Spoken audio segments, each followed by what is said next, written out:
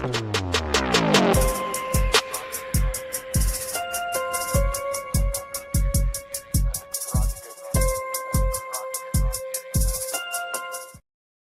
and peace, everybody. We're back. It's Tuesday. Happy Tuesday to you all. Hopefully you all had a fantastic day. I'm looking forward to having a great show with y'all. Tonight, we are planning on watching Candace's show, I guess, whatever. It is what it is. But before we get too far afield, I have a wonderful guest I think y'all already know. So let's go ahead. With no further ado, let's bring in our good friend, Gary from the obscure YouTuber from Paramount Tactical. What's happening, brother? How are you? Not much, man. How you doing? I'm doing great. Quite well. So hopefully you're doing well up there. Now, you kind of gave me a little bit of a behind the scenes. You were mentioning it's a little bit nippy where you are. It's a little bit cool outside. Yeah, man. We're up here in West Virginia, and we were talking about your weather being 65, almost 70 degrees, and ready to move south. Well, hey, I mean, look, there's the house down the street. And it has a really big basement. My wife's from Georgia. She lived in Duluth when I met her. Yeah. She was working there in the ATL area when I met her, and I scooped her up out of there, but her family's still down there. And so we get down there very often. Ultimately, the 3 to 5 year plan is to end up in South Carolina, North Carolina, Georgia, Savannah, something like that. I don't know. We'll see. We'll see. But I'm tired of the snow, man. Tired of the snow. Hope everybody it could be this bad, though. What's that? It's not that bad, though. Look at that. No, it's not that bad. Andy, good to see you, buddy. Absolutely. All right. So you and I haven't really talked about it. We haven't had a chance to debrief from what is called the Super Bowl halftime gate. Give me your high view of the Super Bowl halftime show, both of them. Give me your thoughts. Well, I'll be honest with you. I didn't watch Bad Bunny. I didn't watch the Super Bowl. I'm not big into sports. I got other things to do. Anyways, but I did watch the halftime show in real time, and the TPUSA halftime show. And we saw, everybody said it in the comments, we saw those numbers going up as it was happening. And by the end of the show, I think I posted it on my X. I think it was somewhere around 6 million or 7 million between just the two channels that were on on YouTube. And then of course they have Rumble, and then there was a third channel that seemed to be linked to them that had around 1 million views at the time.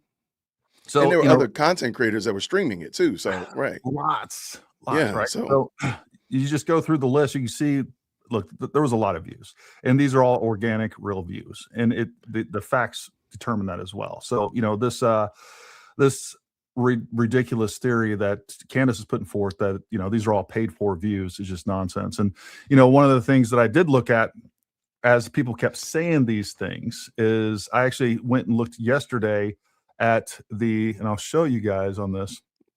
So right here, side by side, we have the Super Bowl views.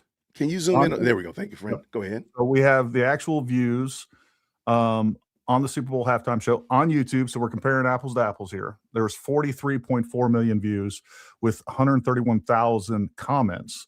And we look over here. This is just one of their channels. We have 20 million views with 53,000 comments. Both of those come out to 0.003% view to comment percentage.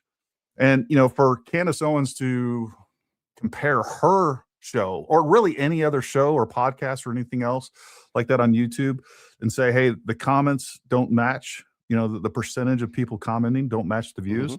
Well, I mean, that's not something that people are going to view. And like we talked about before, right? I just saw a guy post a video earlier today saying like 69% or something like that of the people that watched either one of these were watching them on a TV. So you're not going to be commenting, and it's just it's nonsense. So basically, if the NFL is paying for views, if TPUSA is paying for views, the NFL is too, because their comment to view ratio is exactly the same. So, and I agree with you 100%. I think you're right on the button. We actually have another video. There's so many people analyzing this. I'm all about it. I'm here for it. I'm a little bit of a numbers nerd, especially as it relates to YouTube, because I like seeing there's a, it's not a formula. I always call people, it's like a dance. There's a little bit of art in here to to work the system of YouTube. So hearing how other people crush it is always something encouraging. But what is your thoughts, even just again, super high view, Gary, about the alternative halftime show?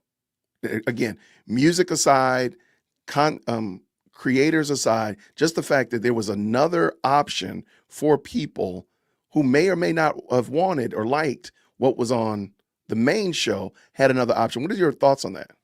Well, I mean, it's the free market, right? So now we Yeah. actually have a competing alternative that I think many Americans have been wanting for a really long time. I mean, every single year there's some sort of controversy going on with who's performing at the Super Bowl, and I see it many years where there's a lot of conservatives, a lot of Christians especially, that are very upset with the performers that they're choosing because they're pushing this I don't know, atheistic,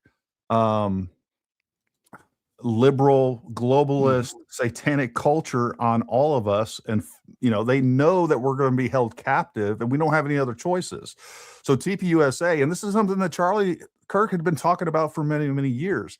And this is, I think this is one of the things that really highlights or is indicative of seeing exactly where Candace's motivations are.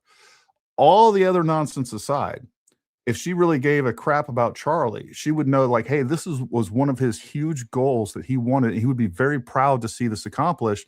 And she can't even set her own personal narcissism aside for 5 minutes and say, hey, you know what? At least we have a Christian alternative to this, or at least at a minimum, something that's not completely offensive. Yesterday I went through the lyrics of Bad Bunny's songs. I don't know if you've looked at that, but they're horrific. No, I've heard some pretty interesting things pertaining to it. Yeah. And I think you're right on the button. Like, we have an option, and I said this on my show yesterday morning. I said it yesterday evening. The fact that 5 million people, and that's when I saw it was 5, so I'm just going to say 5. 5 million people chose to go watch TPUSA. Again, I'm not arguing how many people still were at the main Super Bowl show. But Gary, you're a small business owner. What would you feel like if 5 million people came to your website? Tonight, right? It'd be huge. Much less come knock. Let's get that number going. Go to ParamountTactical.com. I love it. Yeah, it's and here's the thing. I saw someone do an analysis of this probably a day or two before the show, and I don't know where they were, who they were exactly, but what they were saying was like, look, if TPUSA hits 3 million views, it's going to be crazy. They're considered a threat to the NFL. Like, the NFL is going to start freaking out because they're pulling market share and they're pulling people away from whatever they're advertising during that halftime over to something else. Right. And the fact that, and I think legitimately what we're looking at is probably somewhere between 40 and 50 million views after it's all said and done that they've received so far. And on top of that, I think that was done in a very short amount of time. They didn't decide to do that till, I don't know, a couple of months ago, not even that. Going into next year is where the real threat's going to be, where they're going to have more time to advertise this, where they're going to have more time to plan and prepare this. Like, we're probably going to see somewhere around 20 million concurrent views during the show. And if that takes place, number one, that is a huge financial threat to the NFL, because that's the problem. Other people have tried to do similar things. Yeah. But nothing's going to compete with the NFL. And the fact that TPUSA is having the impact that they are is a real testament to their ability. It's a real testament to Charlie Kirk's legacy. And it's also a real testament to how ineffective actually Candace has been in trying to destroy TPUSA. And I think that's a major thing that we need to think about is, look, all of us are caught up in social media, especially you and me. We're looking at we have this perception of what's going on in YouTube, and we have this perception of what's going on X. And we need to understand that, like, it's all the Candace cultists that are, really magnifying her presence, I think, more than reality. And I don't think she's been as effective as even you and I have perceived her to be. And I don't think what she's doing is kind of the reality of IRL. I don't think it's as a big impact as many people think it is. And that's good. I'm going to take that and build off of it because one, I think that's why she went live yesterday, because it was such She had to address this issue because, of course, she expected TPUSA to flame out, and no, they did not flame out. And they told her, I mean, effectively, they told her, we're not going anywhere. We are healthy and we are strong. But I want to like niche down, super niche down to the fact that TPUSA told small business owners and content creators and people that make tchotchkes on Etsy that you too can compete. I think people have kind of given up on competition and realized that we can compete, Gary. We can compete. And TPUSA just showed them after we only had 4 months to plan this. And Yeah. it wasn't bad. It wasn't Oh, bad. it was great. It was better than I thought it was going to be. Yeah, absolutely. But I'm just trying to say, like, I think we can all say, like, hey, that was, whether you liked everything or not, that was impressive. And the fact that they only had 4 months or 3.5 months to put it together, you got to give them their kudos, give them their flowers. But watch this. What about the small business owner down the street? What about another player that's, competing against, the small Ace Hardware that's competing against Home Depot? Hey, Right. you can compete. I mean, you can compete. You're not going to get all the market share, but you can get enough to make it very viable for you. And they showed us that that's a possibility, that you can do it. All you got to do is, you're going to scrap, you're going to get out there and you're going to get your hands dirty, but you're going to get out there and work. You can create something or push your product, into the purview of 50 extra people a day. If you make hamburgers and you got a little small mom and pop food cart and you get 50 extra people coming in a day, that's a big deal for you. You don't need 5 million. You probably 5 million would be a curse. You're like, look, 50 extra people. Again, like I gave you an example, if 50 extra people came and bought something from your store, Gary, or went to, got themselves a cool hoodie from me, that would be a big deal. Yeah. That would be a huge deal. So I think that's something that we should consider. It is bigger than TPUSA, is way bigger than Candace. It's the fact that, hey, we can get out here and compete now. And I should be competing. That's essentially the founding American principle behind capitalism. One of the things I've always said is, like, capitalism to me is the truest form of democracy, right? You get to vote and choose with your money. And I think we as conservatives and Republicans, Christians, look, we are the silent majority way more, and especially in buying power, than I think we all realize. And while I don't believe in, just boycotting anything really, what I do believe is making sure that you're putting your money in people and causes that you believe in. And I would bet when it's all said and done, when we really think about it, the conservative right, people that are out there building businesses, working for a living, we probably represent around 80% of the real buying power in the United States. And I think we underestimate the influence and the power that we actually have to drive these markets. And we get a little black pilled, like, oh, it really doesn't matter what we do, but it's not true. Like, if we start putting our money, we saw where like Target, when people started getting upset that they were, pushing LGBTQ stuff in Target, that was a huge financial loss for them. Yep. And so I think we need to remember that, and all need to seek out anything that you're buying. Find things that you can invest in, find people and businesses that you can invest in that, represent your values, because where the money goes, the country goes. And we need to keep that in mind. No, I agree 100%. So again, even if you didn't like the TPUSA Super Bowl halftime show, you cannot get past the fact that 5 million people said, this is what I actually want to support. This is what I want to give my attention to. You got to give them that credit. And therefore, now with that being the case, now what if we all, I mentioned this on my show yesterday, what if we all went to TPUSA and let them know that we really did appreciate it, and just flooded their comment section, let them know, and on the Charlie Kirk show, because they streamed it there too, like, we really appreciate that. This is what we want to see. And hey, have you considered this artist? What about this artist? And so on and so forth. And let them know, like, we will be back next year.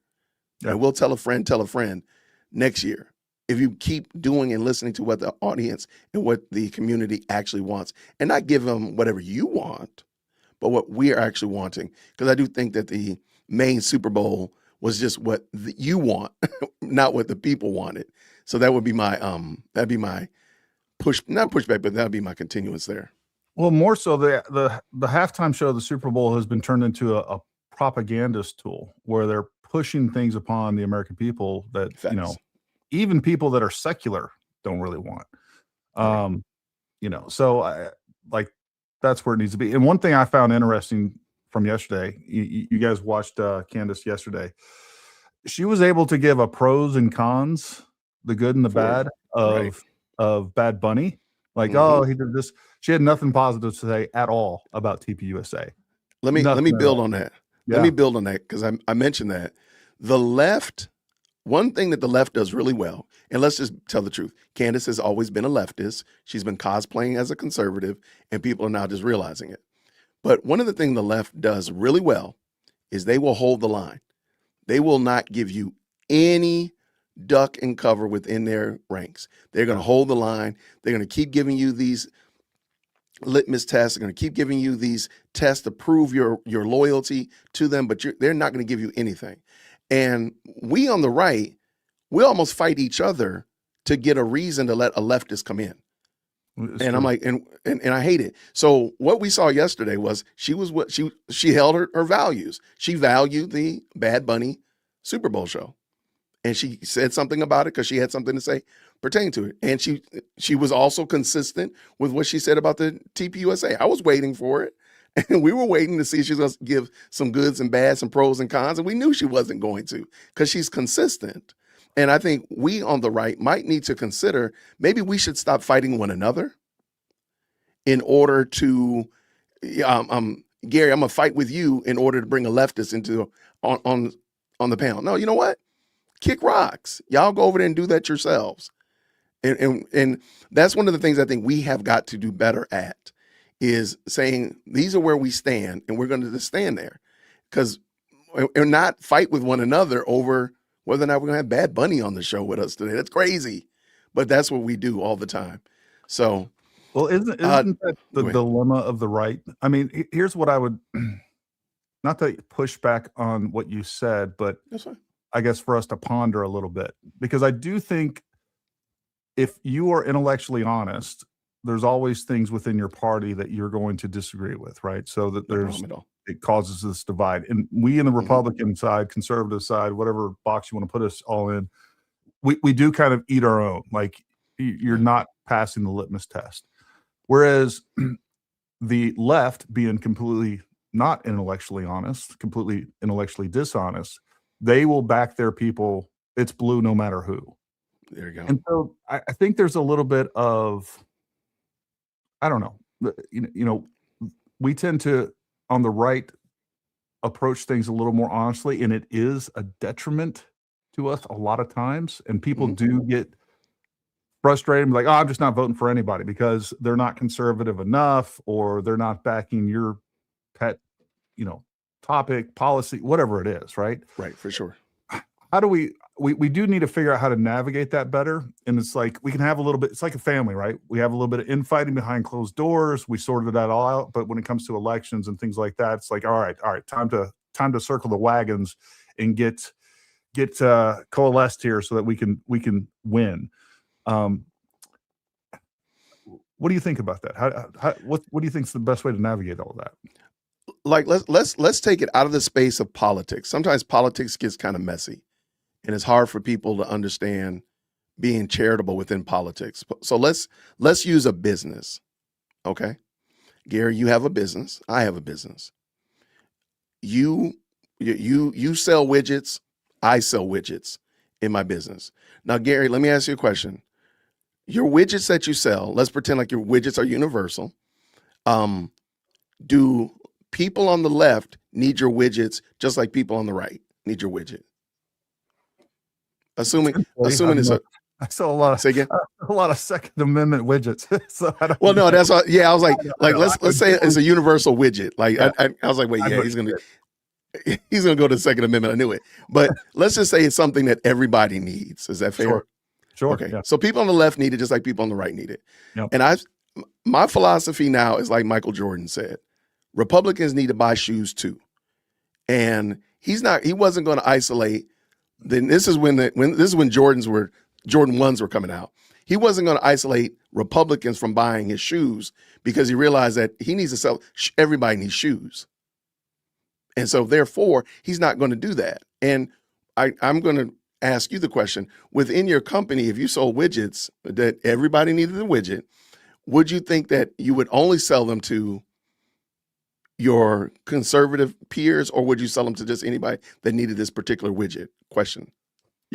From a business standpoint, obviously you want to be able to market to everybody, which is why a lot of businesses stay out of politics. And that's my point. Yeah, there's no doubt about that.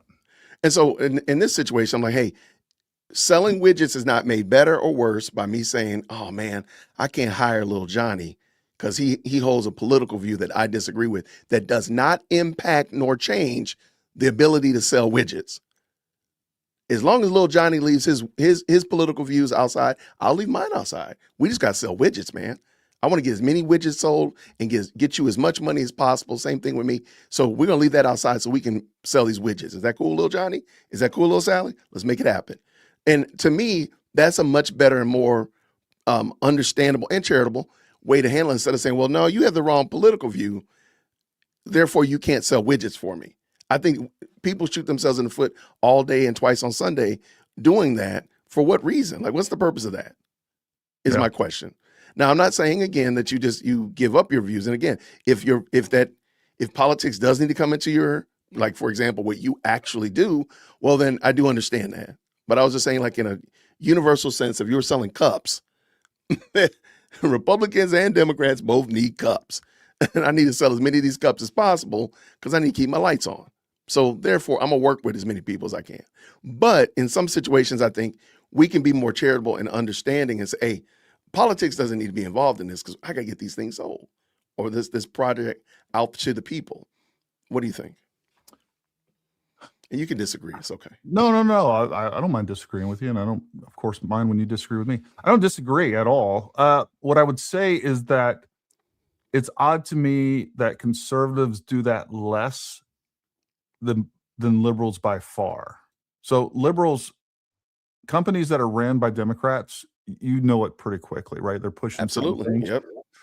I actually have a little bit of respect for them in that regard, because they are, and again, it goes down to what I say all the time is that it is a religion. The left is a religion, and it's ideology over everything. Like, I think the people that tell me that, like, hey, the algorithm on YouTube just works for making the most amount of money, I can't disagree with you more.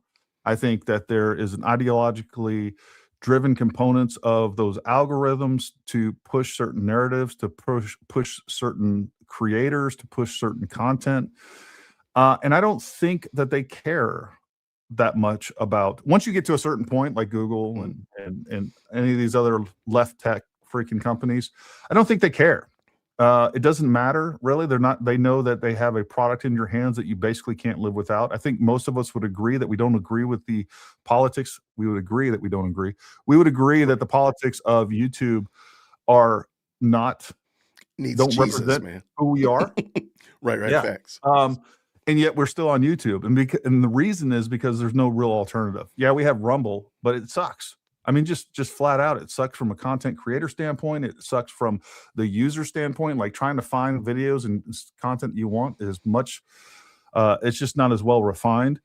The content creator side of it is really clunky. And again, getting paid from Rumble, I still never have been able to cash a check from Rumble, and that's a longer. Really? Yeah. Okay. Whether we're talking about like PayPal and things like that, there's a lot of these companies that put their politics before anything else. And we as Americans and conservative, the right side of America, like, we don't push back on it very hard. But yet, if the same things were happening on the left and we saw this with Tesla, right? Elon Musk came out, and next thing you know, Teslas are getting firebombed and everything else. So I don't know the perfect answer with all of that. All I know is that we have a lot more power than we think we do. And while the right is inclined to get out there and start protesting and firebombing products because we disagree with the politics of whoever's running that company, I think we have more power than we realize, and there's probably more effective ways that we can be. But going back to the original question, I mean, to me, it's like we need to have these very robust primaries, because the original question was like, hey, how do we sort these differences within our own party and our own politics, and then make sure that we, at the end of it, we coalesce and have some political strength at the end of it, because we tend to get fractured. And I think the reality is like, we need to understand that there is a big difference. The worst conservative or the worst person on the right, you can take I'll take Thomas Massey, who I disagree with, and Marjorie Taylor Greene, for instance. There's a lot of things that we agree with on them, but they are much better than a Nancy Pelosi or AOC. And I think that's the jagged pill that a lot of conservatives aren't willing to swallow. It's like, let's have a very robust candidate that we are 100% behind, that reflects our political stances during the primary, and do everything we can to make them win. But if they don't win, like, we need to get behind the Republican Party, because there is still a huge difference. And I'm so sick of people saying there's no difference between the right and the left. The difference between the right and the left is open borders. The difference between the right and the left is, immigrants that are never going to get deported. The difference is completely being shoved into this green energy nonsense that's going to just strangle our country in both economically, energy wise, and they're trying to. There's a big difference, and to pretend there isn't, we just got to stop that. That is a lie that the left wants you to believe, and it's effective. And you got to say, hey, you know what? My candidate didn't win, but the Republican Party is better for this country. And even if I don't like these candidates, I need to support them. I got you. All right. You want to look at, I got a video by Dr. Steve Turley going over the numbers from Sunday. Sure. You want to check it out? All right, let's do that real quick. Thank y'all to everybody who's already jumped into the best live chat on the internet. By the way, thank you so much for the very kind $5. Says this, Jay Witt. Loved how after hearing Candy get us frustrated, you stopped and ended with the minister preaching. Totally calmed and made it a thing. Please, we'll look into that. Thank you so much. The other day, I rage quit the show, and I said I'm gonna just do something else, because it was kind of dumb. What she was saying was really ridiculous. So shout out to all the Cantifa people. By the way, come on up here to the front of the church. People told me they don't like that I tell Cantifa to come up to the front of the church, because we leave them seats up in the front. And hey, real quick, I don't mean to interrupt you, but I want to get this comment before it leaves the chat. That is TFC 5675. The left allows abortion up to 9 months. I can't side with them. The left is also going to put everybody they can on welfare so they can control them. We gotta really keep the big picture in mind and not just get frustrated at our own little pet peeve things and realize there is a huge difference. I'm sorry. No problem at all. All right, I appreciate it. Let's go ahead and bring this in. Let's go. If you don't mind, green hearts in the chat when you can hear. There's a book that's sitting in your house somewhere that could use some dusting off. There's a man who died for all our sins, hanging from the cross. You can give your life to Jesus, and He'll give you a second chance till you can't take it. If you got a chance, take it while you got a chance. If you got a dream. What a night! We've simply never seen anything like it. Literally tens of millions of viewers tuned out of the Super Bowl halftime show, what many are calling the worst Super Bowl halftime show ever, and instead watched a rival show organized by everyday Americans celebrating the timeless values of faith, family, and freedom. Forget the scoreboard. There was a hands-down decisive winner in last night's halftime showdown, a win no one before last night thought possible. Newsweek is calling it a shot across the bow, and that shot is sending shockwaves throughout the woke entertainment establishment with a clear message. Your days of pushing cultural rot on our nation have come to an end. American patriots are taking over, and we're just getting started. Hey gang, it's me, Dr. Steve, your Patriot Professor, celebrating yet another glorious day in Trump's golden age that you made possible back in November 2024. So if you want a front row seat on how you continue to change the world in ways you never even imagined, make sure to smack that bell and subscribe button. Months ago, the incurably woke executives over at the NFL made a choice. They picked Bad Bunny, a Puerto Rican reggaeton artist who sings entirely in Spanish, has publicly called out ICE from the Grammy stage, and once wrote an expletive-laden attack on Donald Trump to headline the most watched musical event in the world. The president himself called it absolutely ridiculous and said all it does is sow hatred. House Speaker Mike Johnson called it a terrible decision and said he would have preferred someone like Lee Greenwood. A petition to replace Bad Bunny with country legend George Strait got over 120,000 signatures. But the NFL didn't budge. Commissioner Roger Goodell doubled down, saying Bad Bunny was part of a strategy to grow the league's international and Latino audience. So what happened when the show actually aired? Well, exactly what everyone predicted. Bad Bunny took the field. He performed 13 minutes entirely in Spanish. He paraded the flags of foreign nations across the field. He brought out Lady Gaga, Ricky Martin, and he closed with a political message, holding up a football that read, "Together we are America," right before declaring in Spanish, "My homeland, Puerto Rico, we are still here." I mean, it was by all accounts a horrible halftime show. In fact, video taken during the halftime show shows fans rather apathetic over it. I mean, you got a few dancing, but the vast majority are just standing there bored out of their minds at this ridiculous spectacle that they were being forced to have to watch. The stadium, frankly, looked dead. Within 30 minutes of the show ending, President Trump took to Truth Social and unleashed one of his most scathing takedowns of a halftime show ever written by a sitting president. Quote, "The Super Bowl halftime show is absolutely terrible. One of the worst ever. It makes no sense. It's an affront to the greatness of America and doesn't represent our standards of success, creativity, or excellence. Nobody understands a word this guy is saying, and the dancing is disgusting, especially for young children that are watching from throughout the USA and all over the world. This show," in quotes, "is just a slap in the face to our country." And he was right. The legacy media did everything they possibly could to run cover for, they showered it with feigned praise for this latest progressive fail.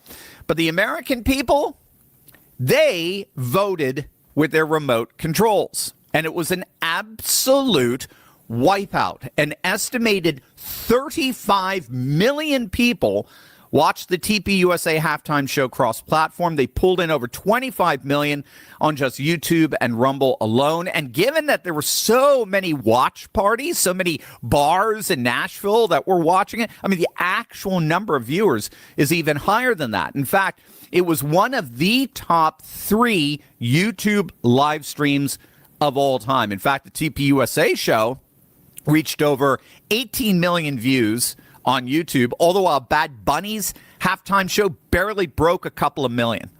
It was an utter humiliation for the woke forces behind this ridiculous decision to spend $20 million on a halftime show basically nobody cared about versus one that a lot of viewers, tens of millions, cared very deeply about. You even had fans tuning into the TPUSA halftime show at the stadium itself last night. Now, we predicted this. We predicted that TPUSA was going to crush Bad Bunny. And besides our videos from last week that you can go and check out, I had that prediction published in an interview I gave with the Washington Examiner. The interview itself was just about 48 hours before the Super Bowl, and the interviewer was very skeptical of TPUSA and whether they could pull this off. And what I'm going to share with you is exactly what I told her, and it explains everything. You are not going to want to miss this. But first, the crypto markets, they're, shall we say, a little shaky, but this is exactly when Patriots win. Let's be clear, moments like this are unsettling, right? Prices dip, headlines scream, and the so-called experts tell everyday Americans to sit tight and do nothing. But if you studied history, really studied it, you know something crucial. Every major leap forward begins with a pullback. Crypto is never moved in straight lines. It shakes out the weak hands, and then time and time again, it surges higher, rewarding those who understand the moment they were in. This isn't chaos. This is a reset. While political dysfunction and economic uncertainty continue to rattle the system, smart patriots are doing what they've always done. They're staying calm. They're thinking long term. They're positioning themselves for the rebound. That's why so many families, including my own, are turning to Block Trust IRA, not out of panic, but out of confidence. Their Animus AI technology works around the clock.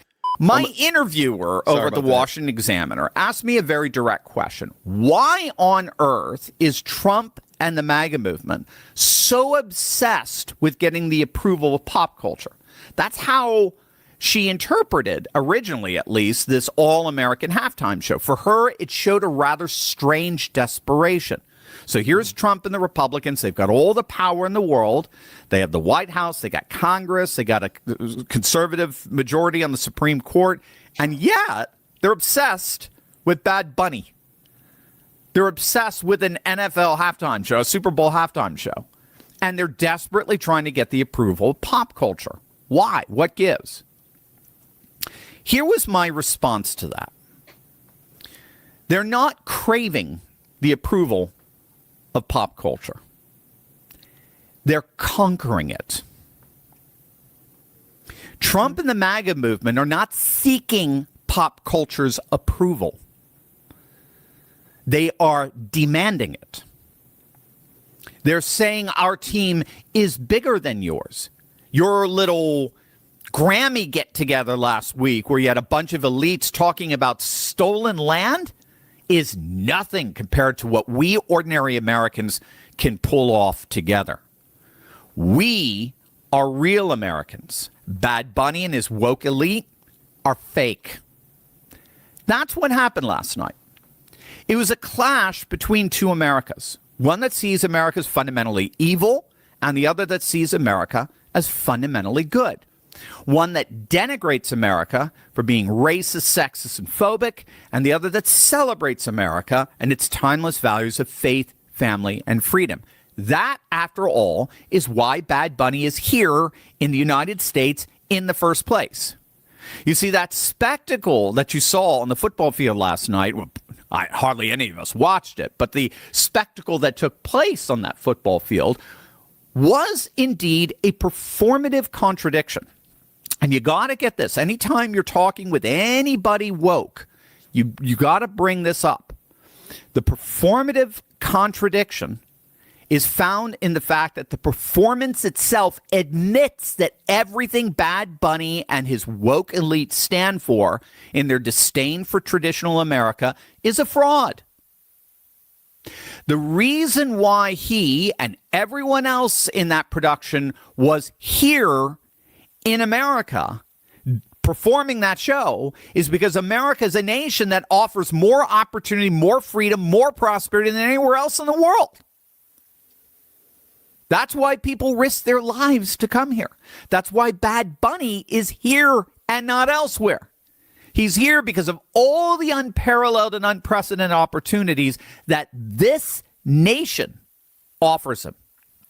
And rather than show his gratitude for the blessings that have been lavished upon him, he consistently and persistently disparages and denigrates the very country that afforded him so much opportunity in the first place.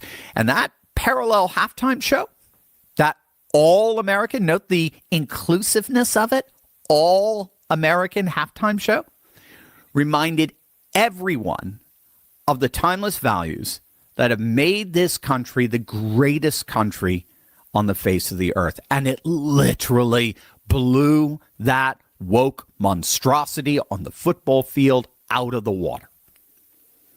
As it turns out, there are far more people who are united by their love of America than by their hatred of it.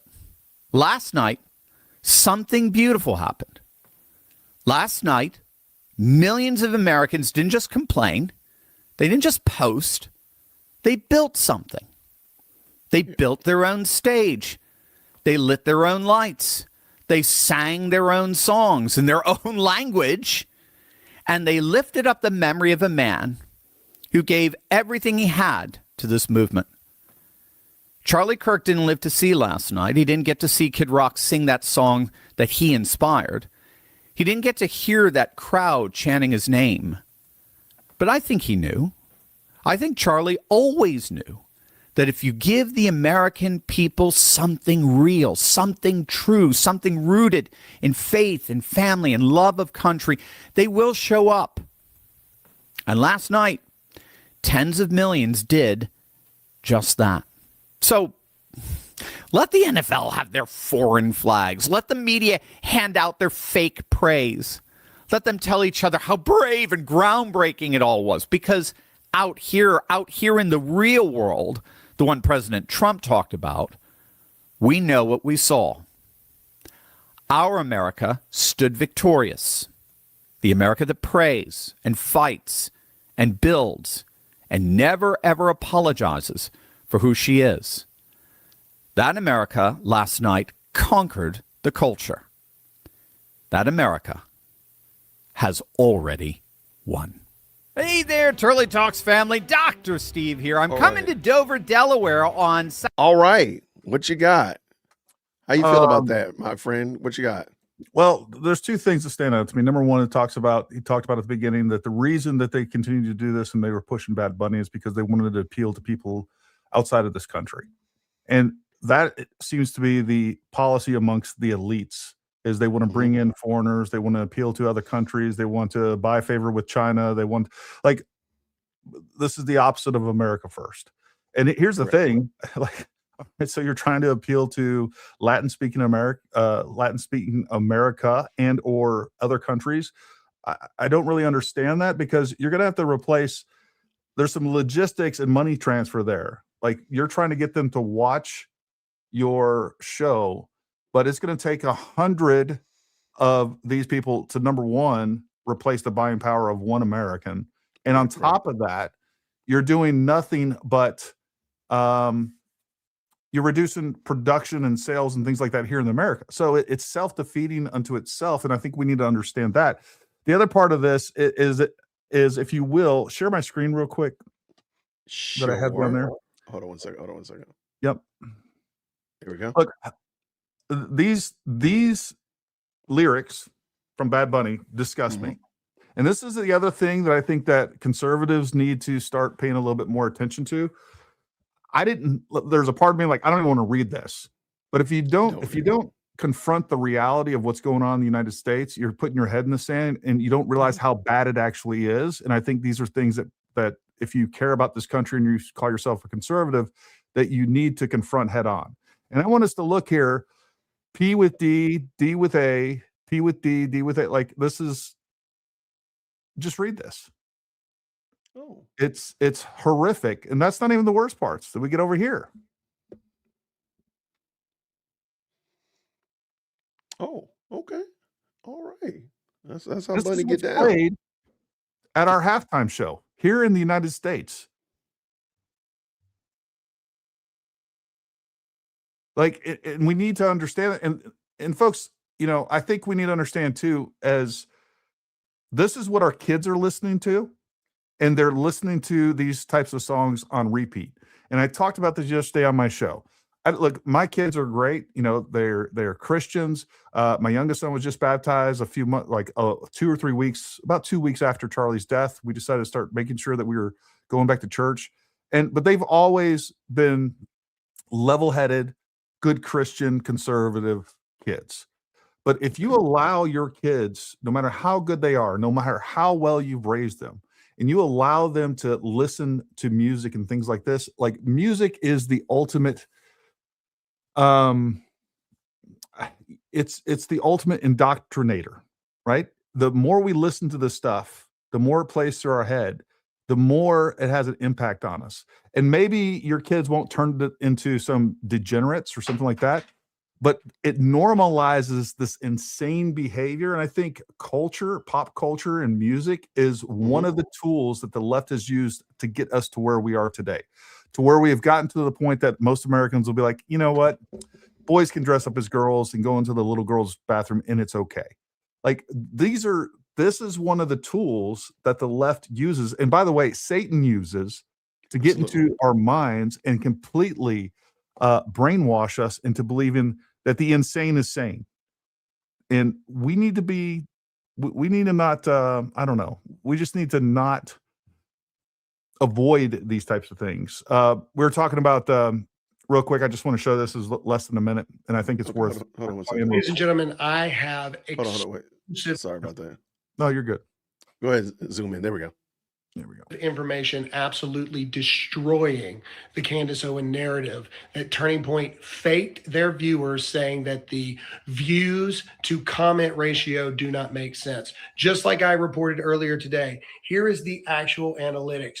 You will see that the number 59% was on TVs. People were watching it on their TVs, Candace. That's why the comments don't match the views, because they were watching it on their TVs. This is what actual evidence looks like. Turning Point USA not only dominated and sent a shockwave through the world, and especially the NFL, and apparently Candace Owens, they have the number one live stream of all time. Absolutely incredible. This is real evidence. These are real facts. Absolute staggering numbers. Breaking news. So there you go. No, I'm right there with you. I agree with you.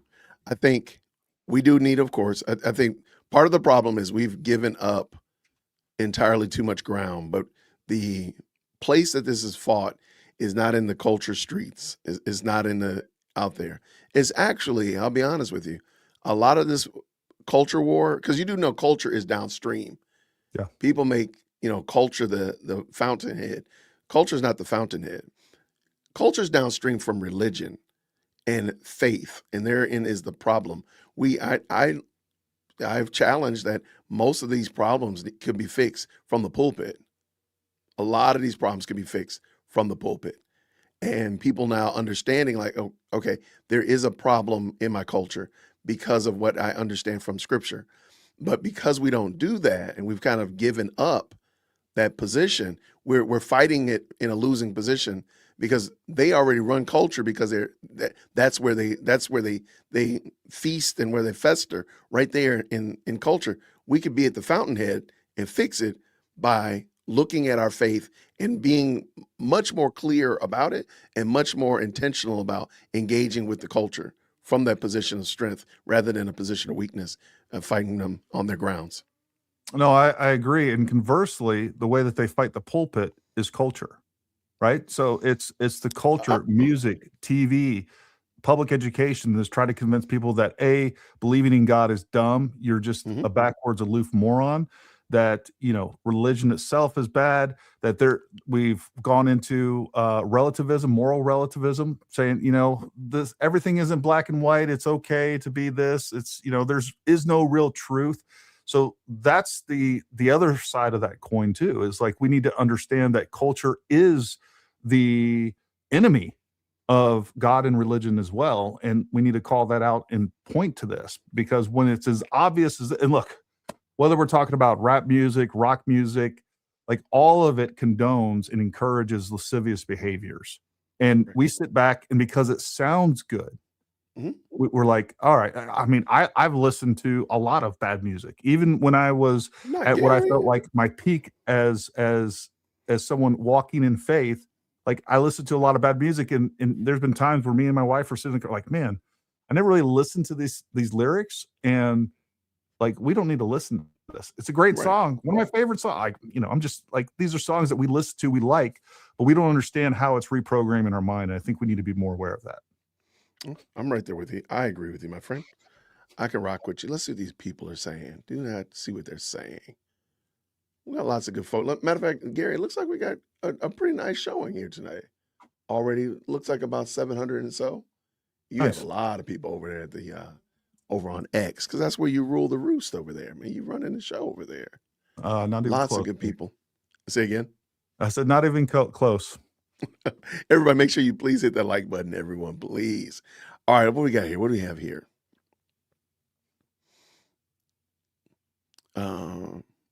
Do not doubt.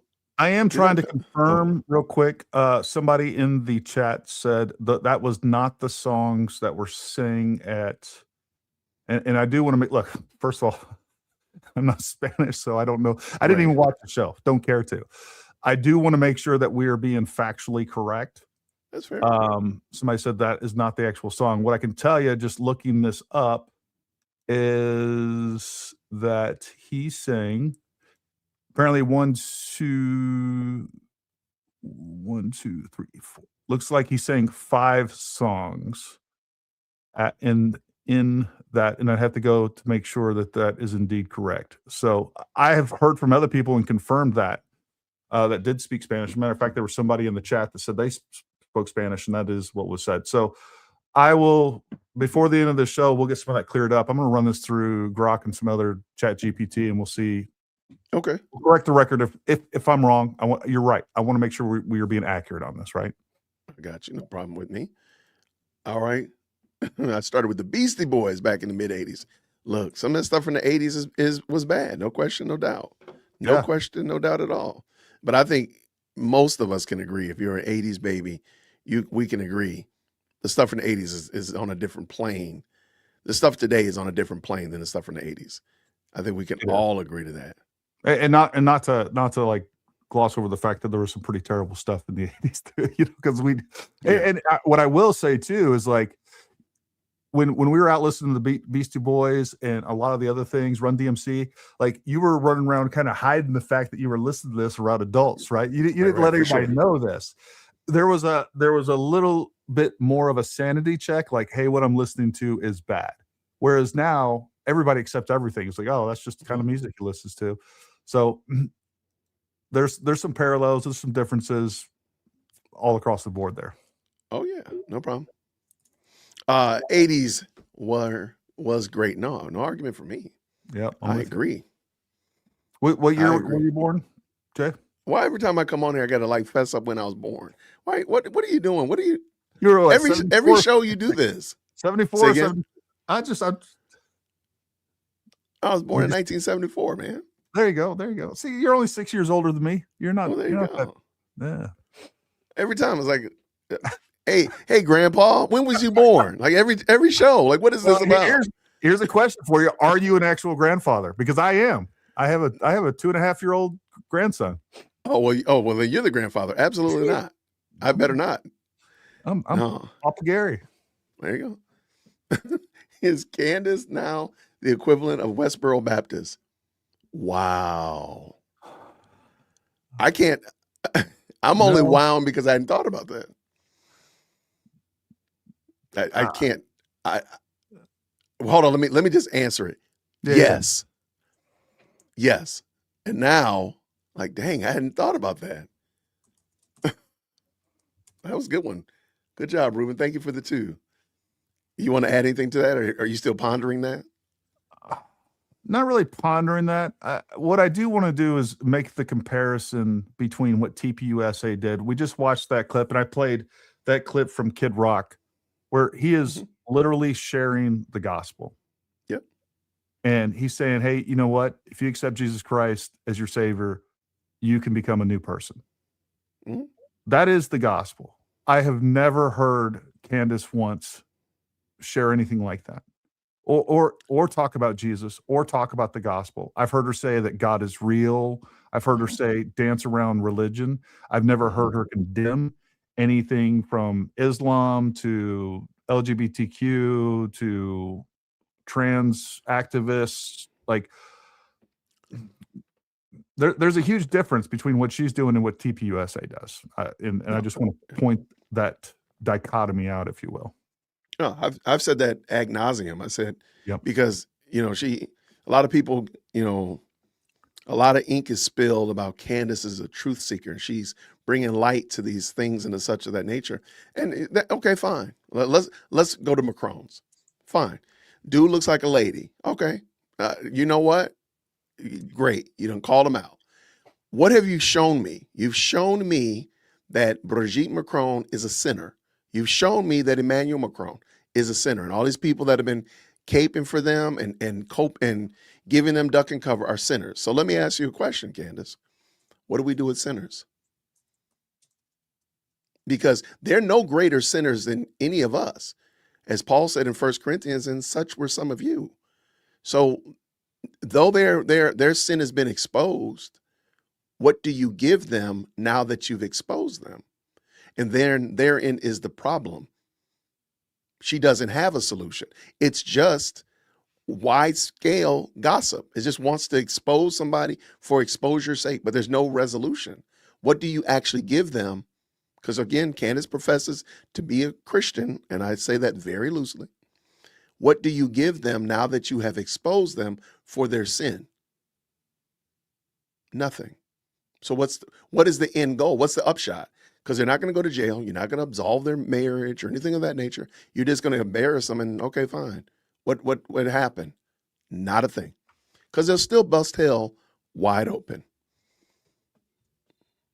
And so that kind of stuff like that. And you'll never, I got the bounty still out there for somebody to send me a video of Candace giving the gospel. The gospel. I'm waiting. I will absolutely play it. I will give all her flowers, all of that stuff. If you can show me a video of Candace giving the gospel, whether it be at one of these Catholic events or speaking at TPUSA during a TED Talk or on a show, giving the gospel,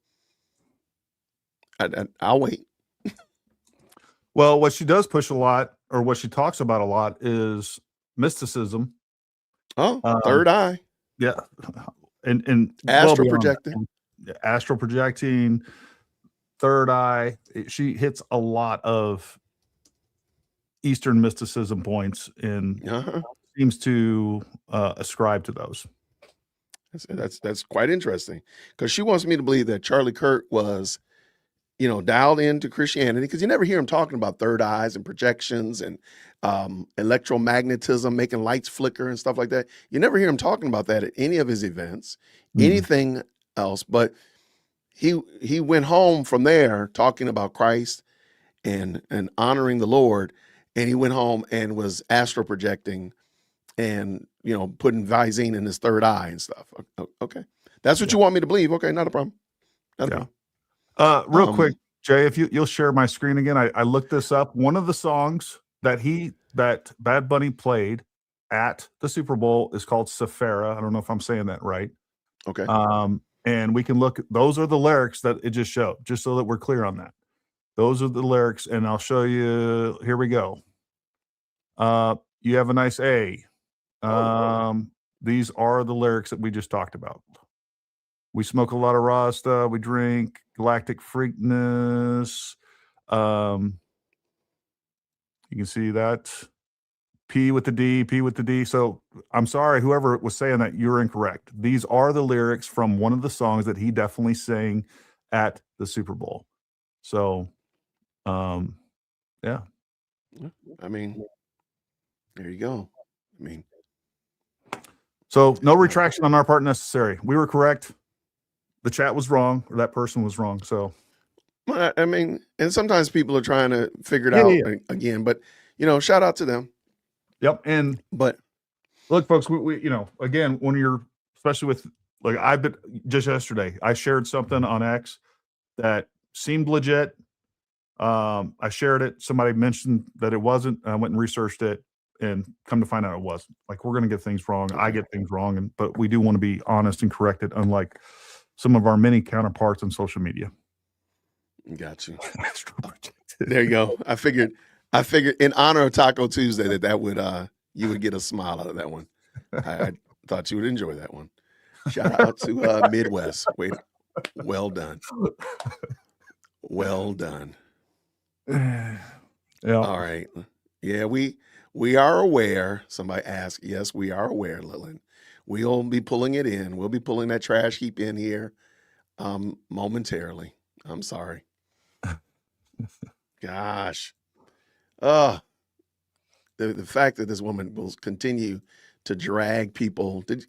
Let's you know what, Gary, I gotta talk about happier topics. I'm gonna talk about something happier. Shout out to Grace. Thank you so much for the 10. I wish we could start each podcast with prayer, leading us in prayer for us and for Candace. She is so lost. Pray for her soul is the right way to do things. Then we do the watch party. You know what, Grace?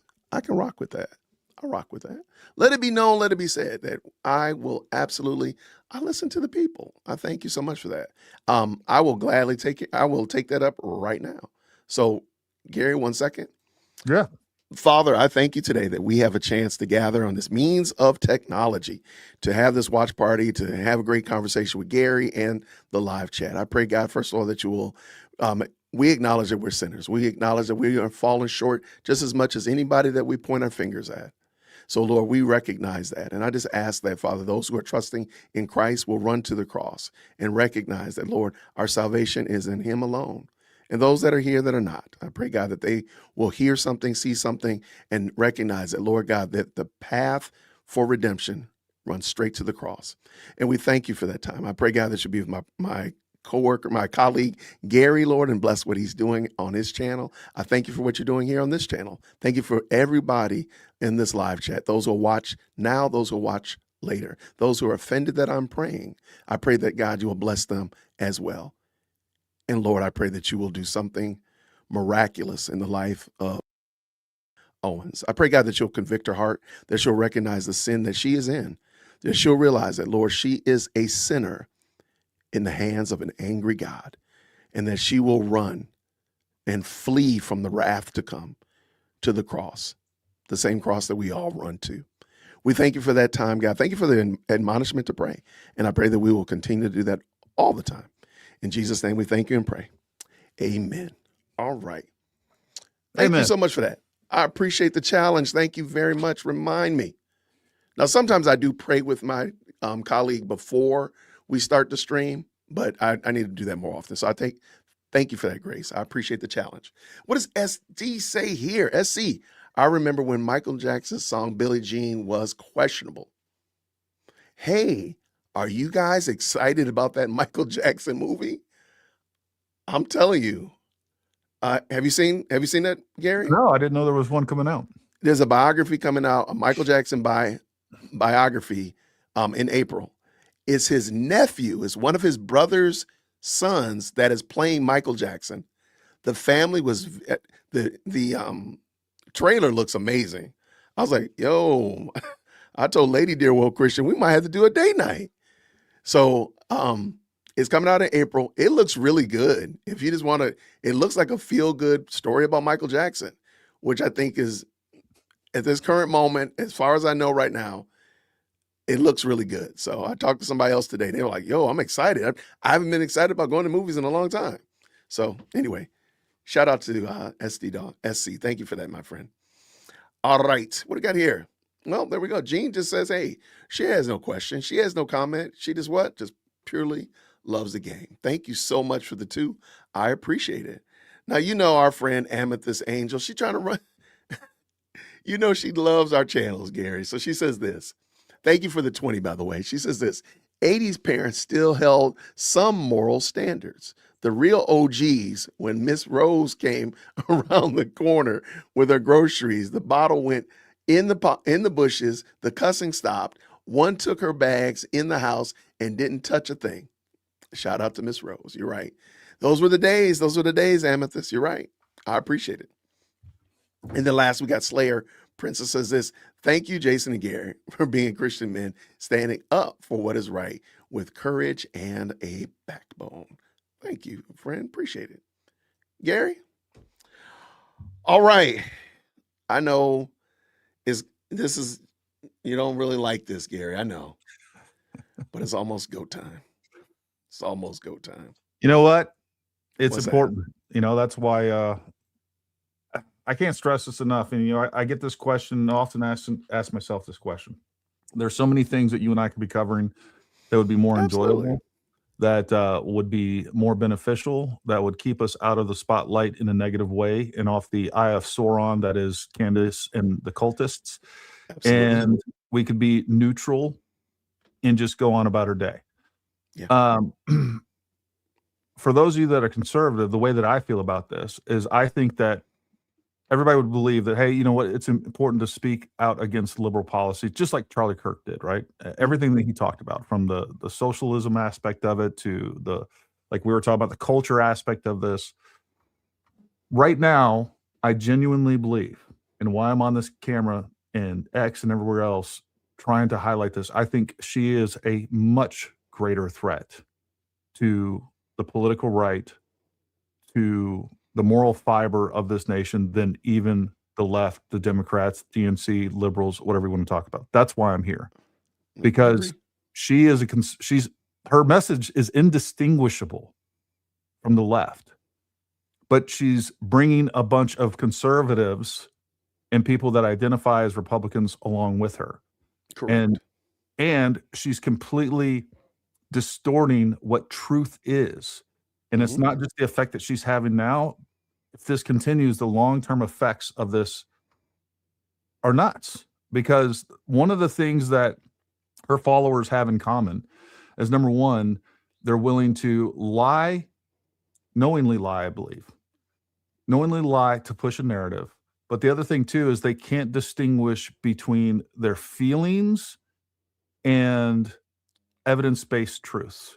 And that is dangerous, folks. Yeah. That is dangerous. That's how we end up, like, socialism is the reason socialism, communism is such a great idea is because it feels good. Like, hey, everybody Feels gets right. peace. We get to share everything, but we understand that the underlayment of that is extremely evil, because it doesn't take into account human nature.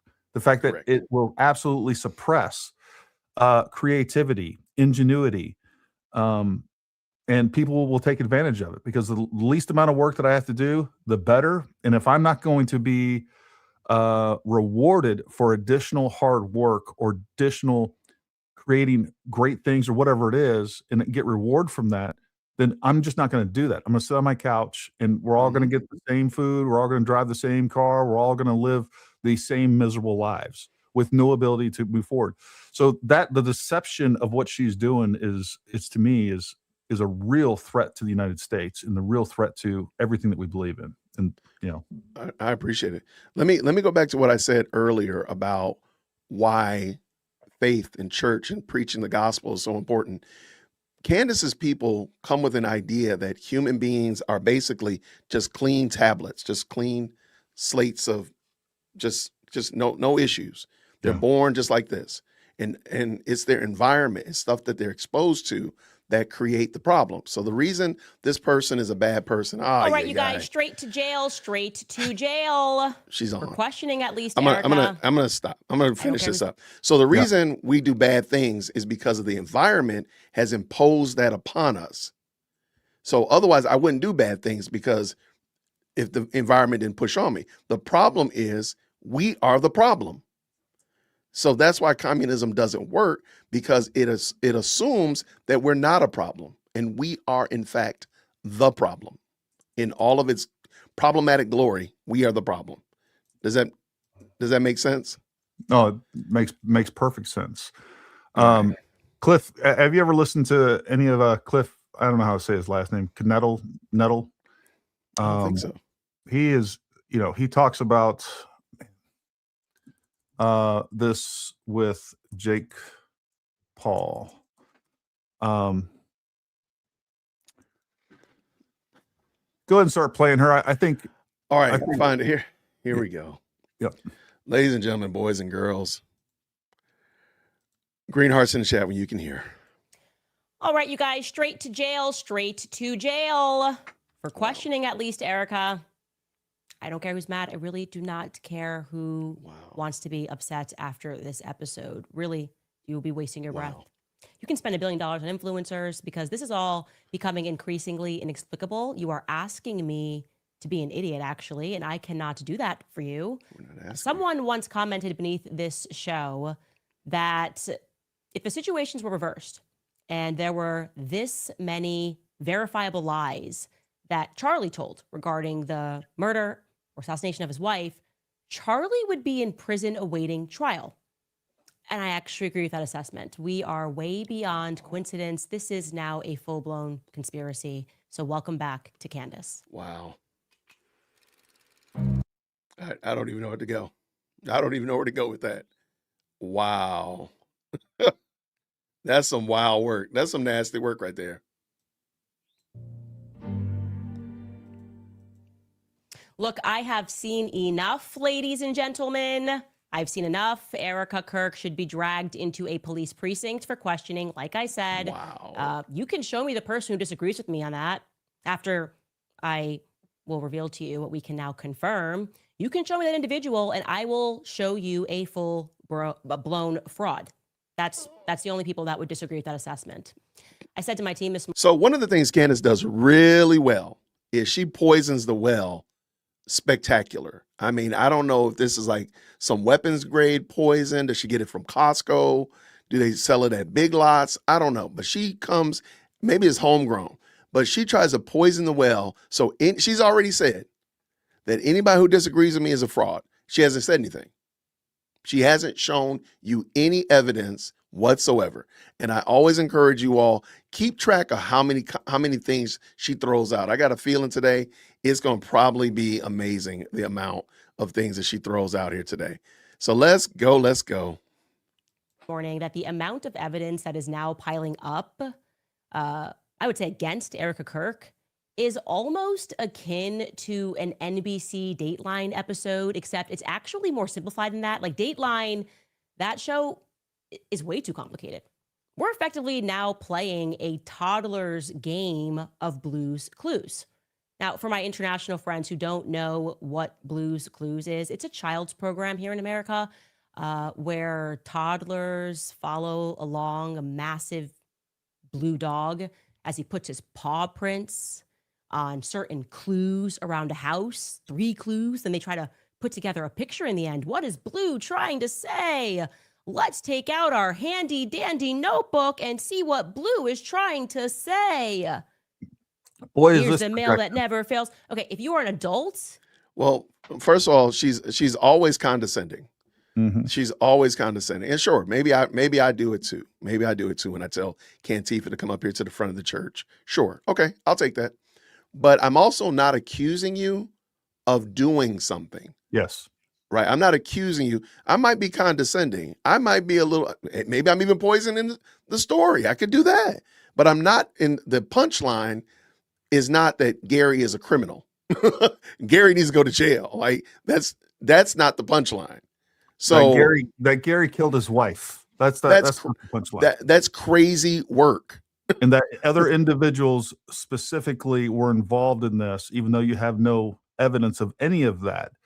And then you just continue to go around and create this perception of evil.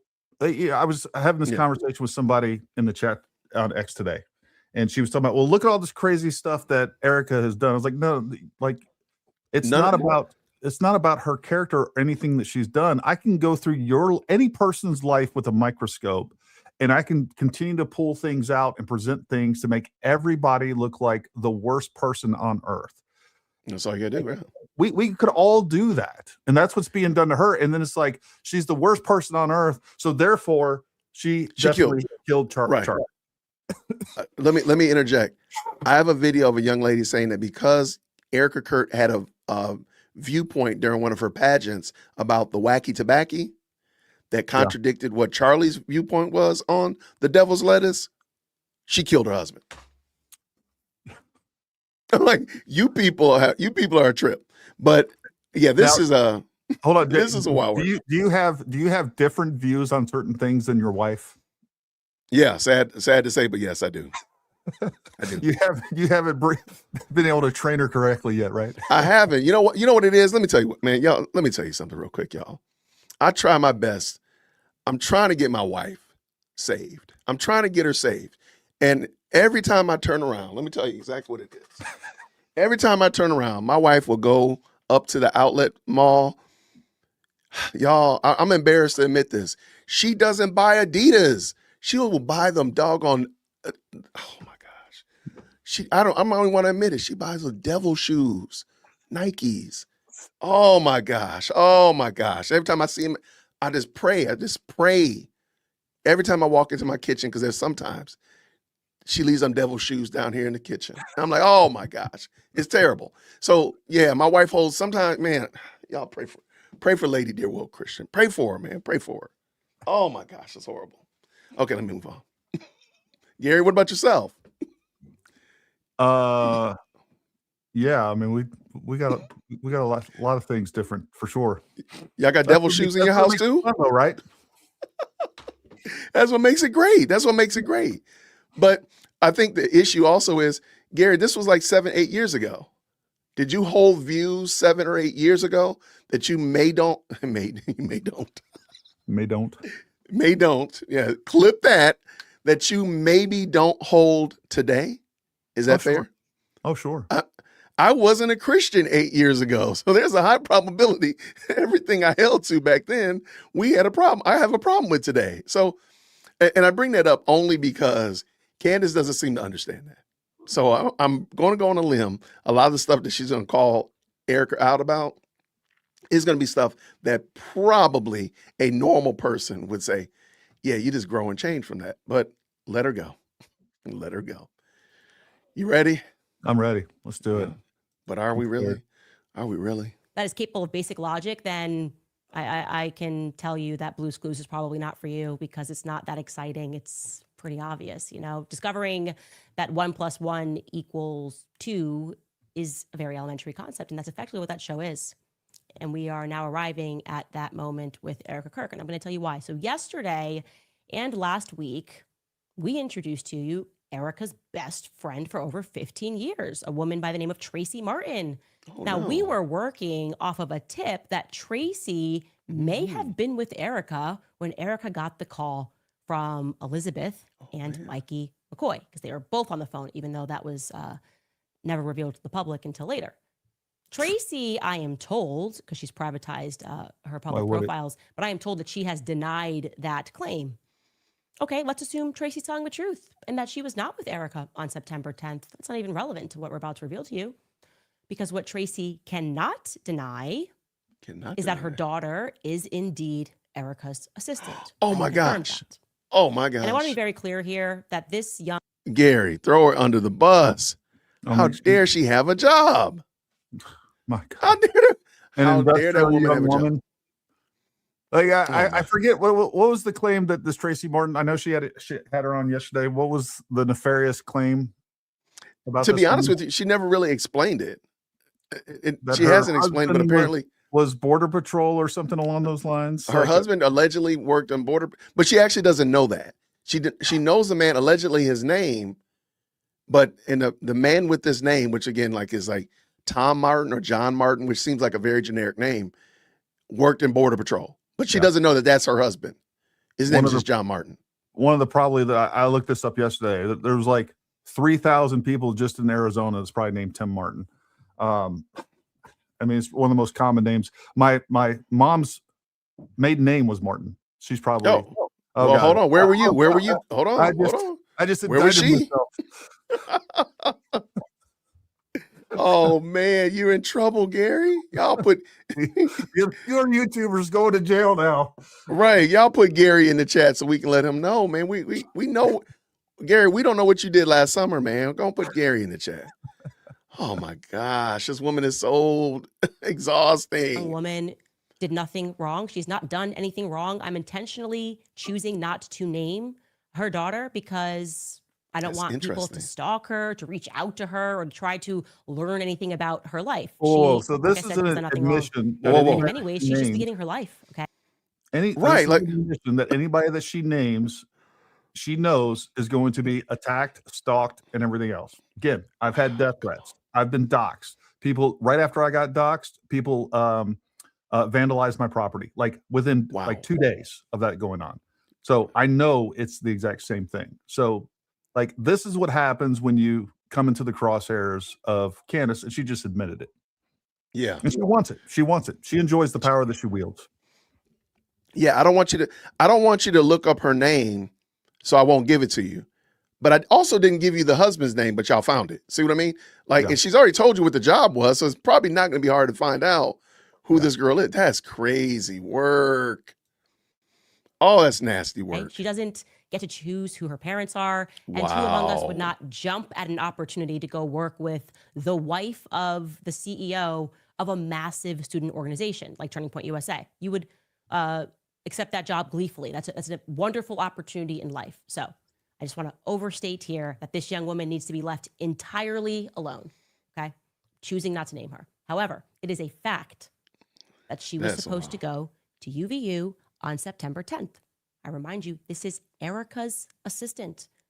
And it sort of tracks, given Erica's public admission, that she too was considering going. But remember, Charlie told her, home needs you. Home needs you. So she was instead going to go meet him at the next event, which was in Colorado, slated for later that week. Yeah, Charlie did not want her to go to the UVU event because the kids needed her. Home needs her. But he totally wanted her to become the chairman and the CEO of the company in his absence, right? Like that totally tracks. That makes perfect sense. Anyway. If we had not heard Charlie say that, I think we would understand. But have you noticed that she never addresses that Charlie more than likely had a will and an outline, a succession plan? She never gives respect to that. You know what I mean? Because her thoughts are superior to anything else. What she thinks, how things should be, how she sees the world, how everybody else should see the world, and that's all that matters. And it's this insane narcissistic projection on everything. Like it's I think like this. I'm an idiot. I don't know anything about the world. I have no real life experiences. So I'm going to take this ignorance and project it on everybody else, and they should feel the same way that I do. And unfortunately, there's a bunch of people out there living in quiet desperation that do.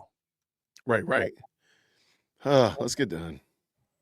But the reason that Erica's assistant and her mother, Tracy, Erica's best friend, told people in their orbit something quite interesting, actually. The reason that they told her that they didn't go is different from the reason that Erica didn't go, obviously. Tracy and her daughter told people that Tracy had a bad feeling. Like I told you, we've confirmed that. Tracy had a bad feeling, and so she stopped her daughter from going to UVU. This is now confirmed. It's a fact. See, this is this is the part where what you said earlier, Gary, really comes in. She has not told y'all, she's not confirmed anything. She literally has bloviated on the screen for 2 minutes here, for 8 minutes yesterday, but she really hasn't shown you anything. No. And so how do we know this is a fact? What's her source? Who did she get it from? Like, I don't know what she's talking about. Right. And none of this is a fact, but she's going to say it's a fact. And Cantifa, they will believe that this is true with no evidence. With no evidence. Yeah. This is wild work, man. So let me carefully unpack to you why that is bananas. The day before, as we know, Charlie messages a group of people and says that he is abandoning the pro-Israel cause, and he means it, okay? He's also texting people who work at Turning Point USA, and he's saying he wants Candace back at AmFest that year after the Zionist peer pressure to keep me off of the roster. That's adorable. He wasn't allowed to have me. Charlie's done. He is done. You do realize that she's brought in 3 different conversations into the day before his deletion, right? Mm-hmm. So she's and somebody told me that Candace Owens would be a witness and that we're witness tampering because we are calling out Candace. I said, you do understand that Candace, nobody in their right mind would call Candace on a stand. They would much rather call a hot dog with an extra relish on the side. Witness to what? Right. That's my point. Like, she's not a witness to anything. And she wasn't there. She wasn't there. She's like, then because she's commenting on this and investigating. I've been to UVU. I've talked to freaking eyewitnesses there. I've done a lot of things at UVU. I would be more likely to be called in, and they wouldn't. It's ridiculous Right. to even suggest. But like, she has no proximity to this whatsoever outside of she worked there many years ago, and she knew Charlie many years ago, and hasn't received a text message from him in 3 or 4 years. Like, they weren't friends. I mean, I think that's obvious to anybody with a brain. But yeah, she would be, if anything, it's her witness tampering, or at least tampering with trying to prejudice a jury right. against the current actual evidence. Yeah. All right, let's get this done because we're not going to be all night. Done. That's now a fact. He signals to his troops that he doesn't care about the money, does not care about the money anymore. He wants them out. It's like 19 different He then topics. has what looks like an emergency Zoom call with Rabbi Wolicki. Now, I want you to bear in mind, this is 4 a.m. in Israel. Rabbi Wolicki lives in Israel. It's 4 a.m. and he's going to jump on this call with Charlie. And he was just on this chat. He was on the chat 2 hours earlier before this call when Charlie said that he would no longer be bullied by Jewish donors who play into all of the stereotypes. That chat, that notorious chat, which also featured Josh Hammer. Okay. Josh and the rabbi 2 hours later are going to jump on this call. And later on, after Charlie was assassinated, Josh and Erica, in a different time, to my face, they're going to say that chat was really not a big deal. That chat wasn't a big deal. Charlie was just blowing off a little bit of steam. He didn't mean it. He never once blinked. You do realize how Candace has made this. This is main character syndrome on meth. And she has now inserted herself into this, that somebody lied to her. Yeah. Like you, I mean, again, maybe, okay, fine. They lied to you. Who are you? Who are you? You're nobody, Candace. And none of this actually changes anything. Nobody's going to get arrested. Nobody, I mean, a lot of the evidence that you've gotten the wrong way. So that wouldn't even be considered. Who are you really? What is the game of this? What is the long-term plan of this? Well, I love how Based she on played his that support- clip. I love how she played that clip yesterday of that representative saying that she's never heard Candace say anything anti-Semitic. Correct. Like, I don't know.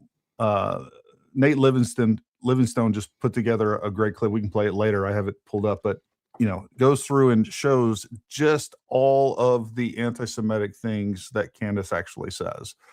I mean, it's undeniable. I don't care if you think that's good, bad, or indifferent. You just can't deny it. Correct. Period. All right, let's go. For Israel. Now, according to Josh, that 2 hour later call, that was just because Josh Hammer's brilliant. He's a mentor. He was a mentor somehow to Charlie when it came to debating, and he really just needed some good talking points. He was angry at Israel, but he was just blowing off some steam, and then he was back and wanted to focus on these talking points. And so apparently he needed Josh Hammer, and he also needed this rabbi all the way in Israel who agreed to wake up at 4 a.m. his time to help Charlie with talking points to college students. It's not exactly doing some main stage event up against some big political player. He needs help debating college students. So never mind the fact, let's just park aside the fact that Charlie was known as a boy wonder for doing just that. That's how he made his name, debating college kids. This time, for whatever reason, he needed some pointers, and these were the two that were best suited for the job. Okay. What we know happens thereafter is Charlie concludes this call with Josh and the rabbi, and then he sends off text messages to his security chief, Dan Flood, also to Andrew Colvett, and he says to them that they are going to kill me. Who is they? Well, Erica wants us to believe that he was referring to the left, or maybe even an Etsy witch, right? Some Etsy witch who put a curse on him. Because don't forget, we were also told that the definitely not at all Catholic Charlie had a priest come over and pray over him as well after he has this debating pointers handed to him. One of the things that, again, you can be a Cantifa member, rock out, do your thing. The reason I do this show is I want you to see and hear just how utterly ridiculous and the contempt she has for your own intelligence. I don't care what you think about me. and I speak on behalf of Gary. I don't think Gary cares what you think about him either. But you have to realize that Candace thinks you are a bona fide, stir-fried, GMO-infused idiot to believe the stories that she crafts.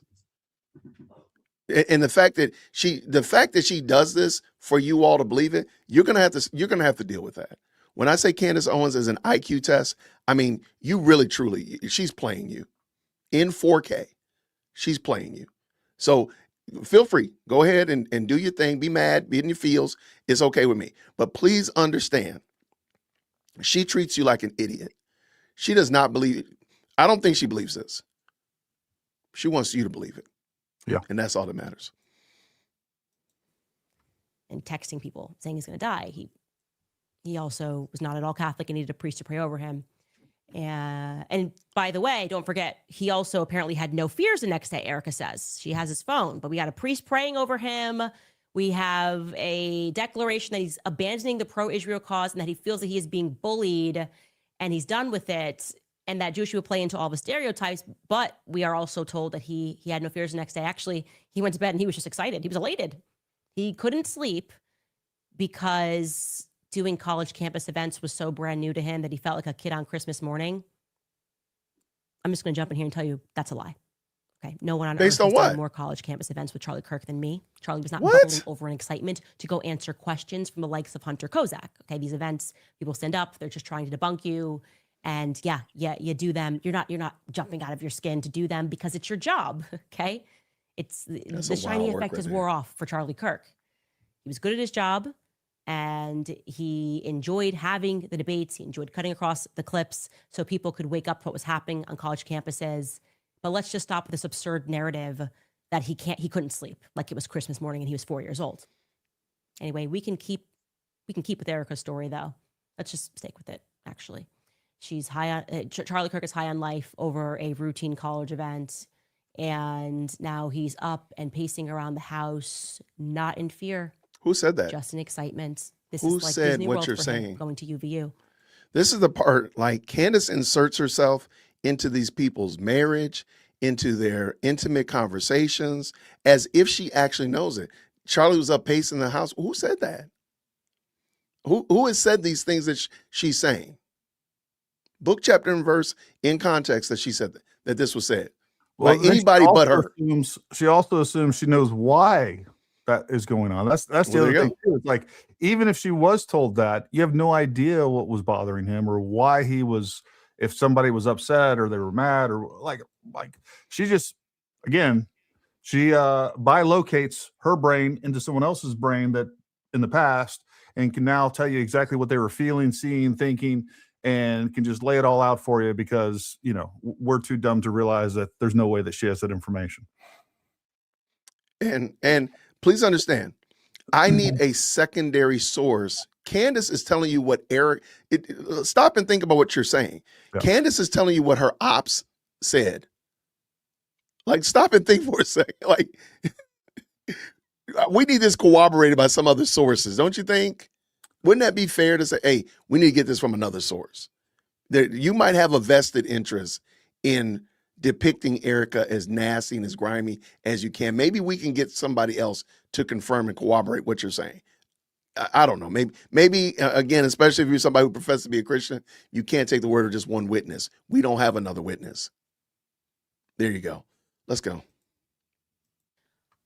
Oddly, however, what we can confirm to you is Erica's best friend and her assistant did have fear for some reason. Charlie's good. He's excited, but they had fear. For some reason, Tracy Martin told her daughter, who's Erica's assistant, not to go to this event. They pull her back because Tracy sends pause that right there. Yeah. But that's just mommy. Look, how does she know this? I'm sorry, go ahead. Yeah, well, sorry, go ahead. Know is that Charlie did have fear, legitimate fear. I've talked to Brian Harpole at length about this. Yep. Charlie genuinely felt that it wasn't a matter of if, but a matter of when he was going to be assassinated. Gotcha. They all had fear of this.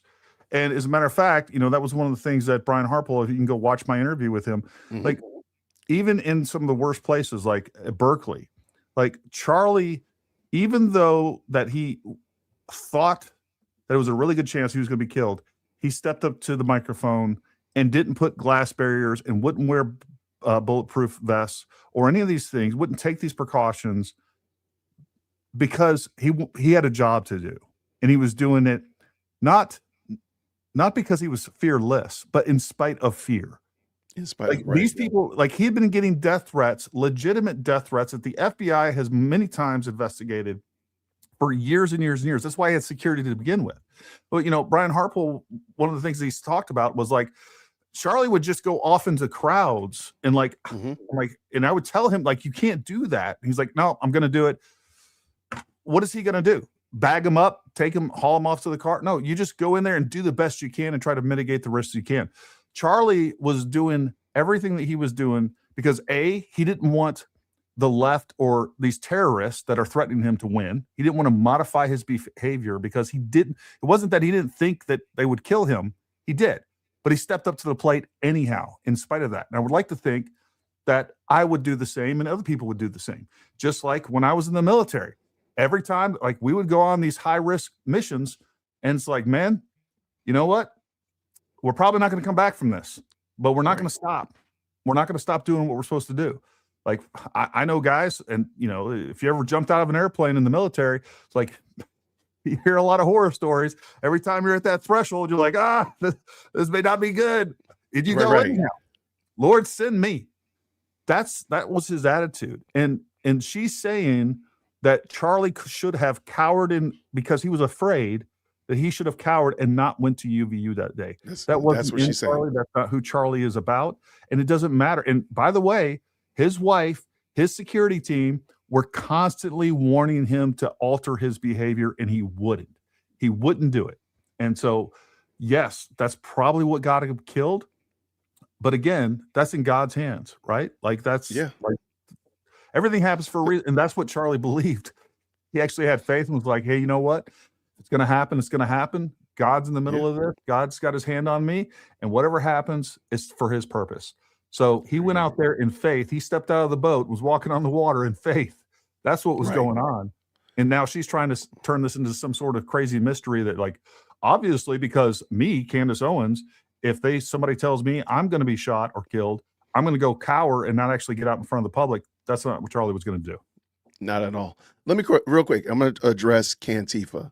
And this is why I want you to realize Candace is playing you in 4K.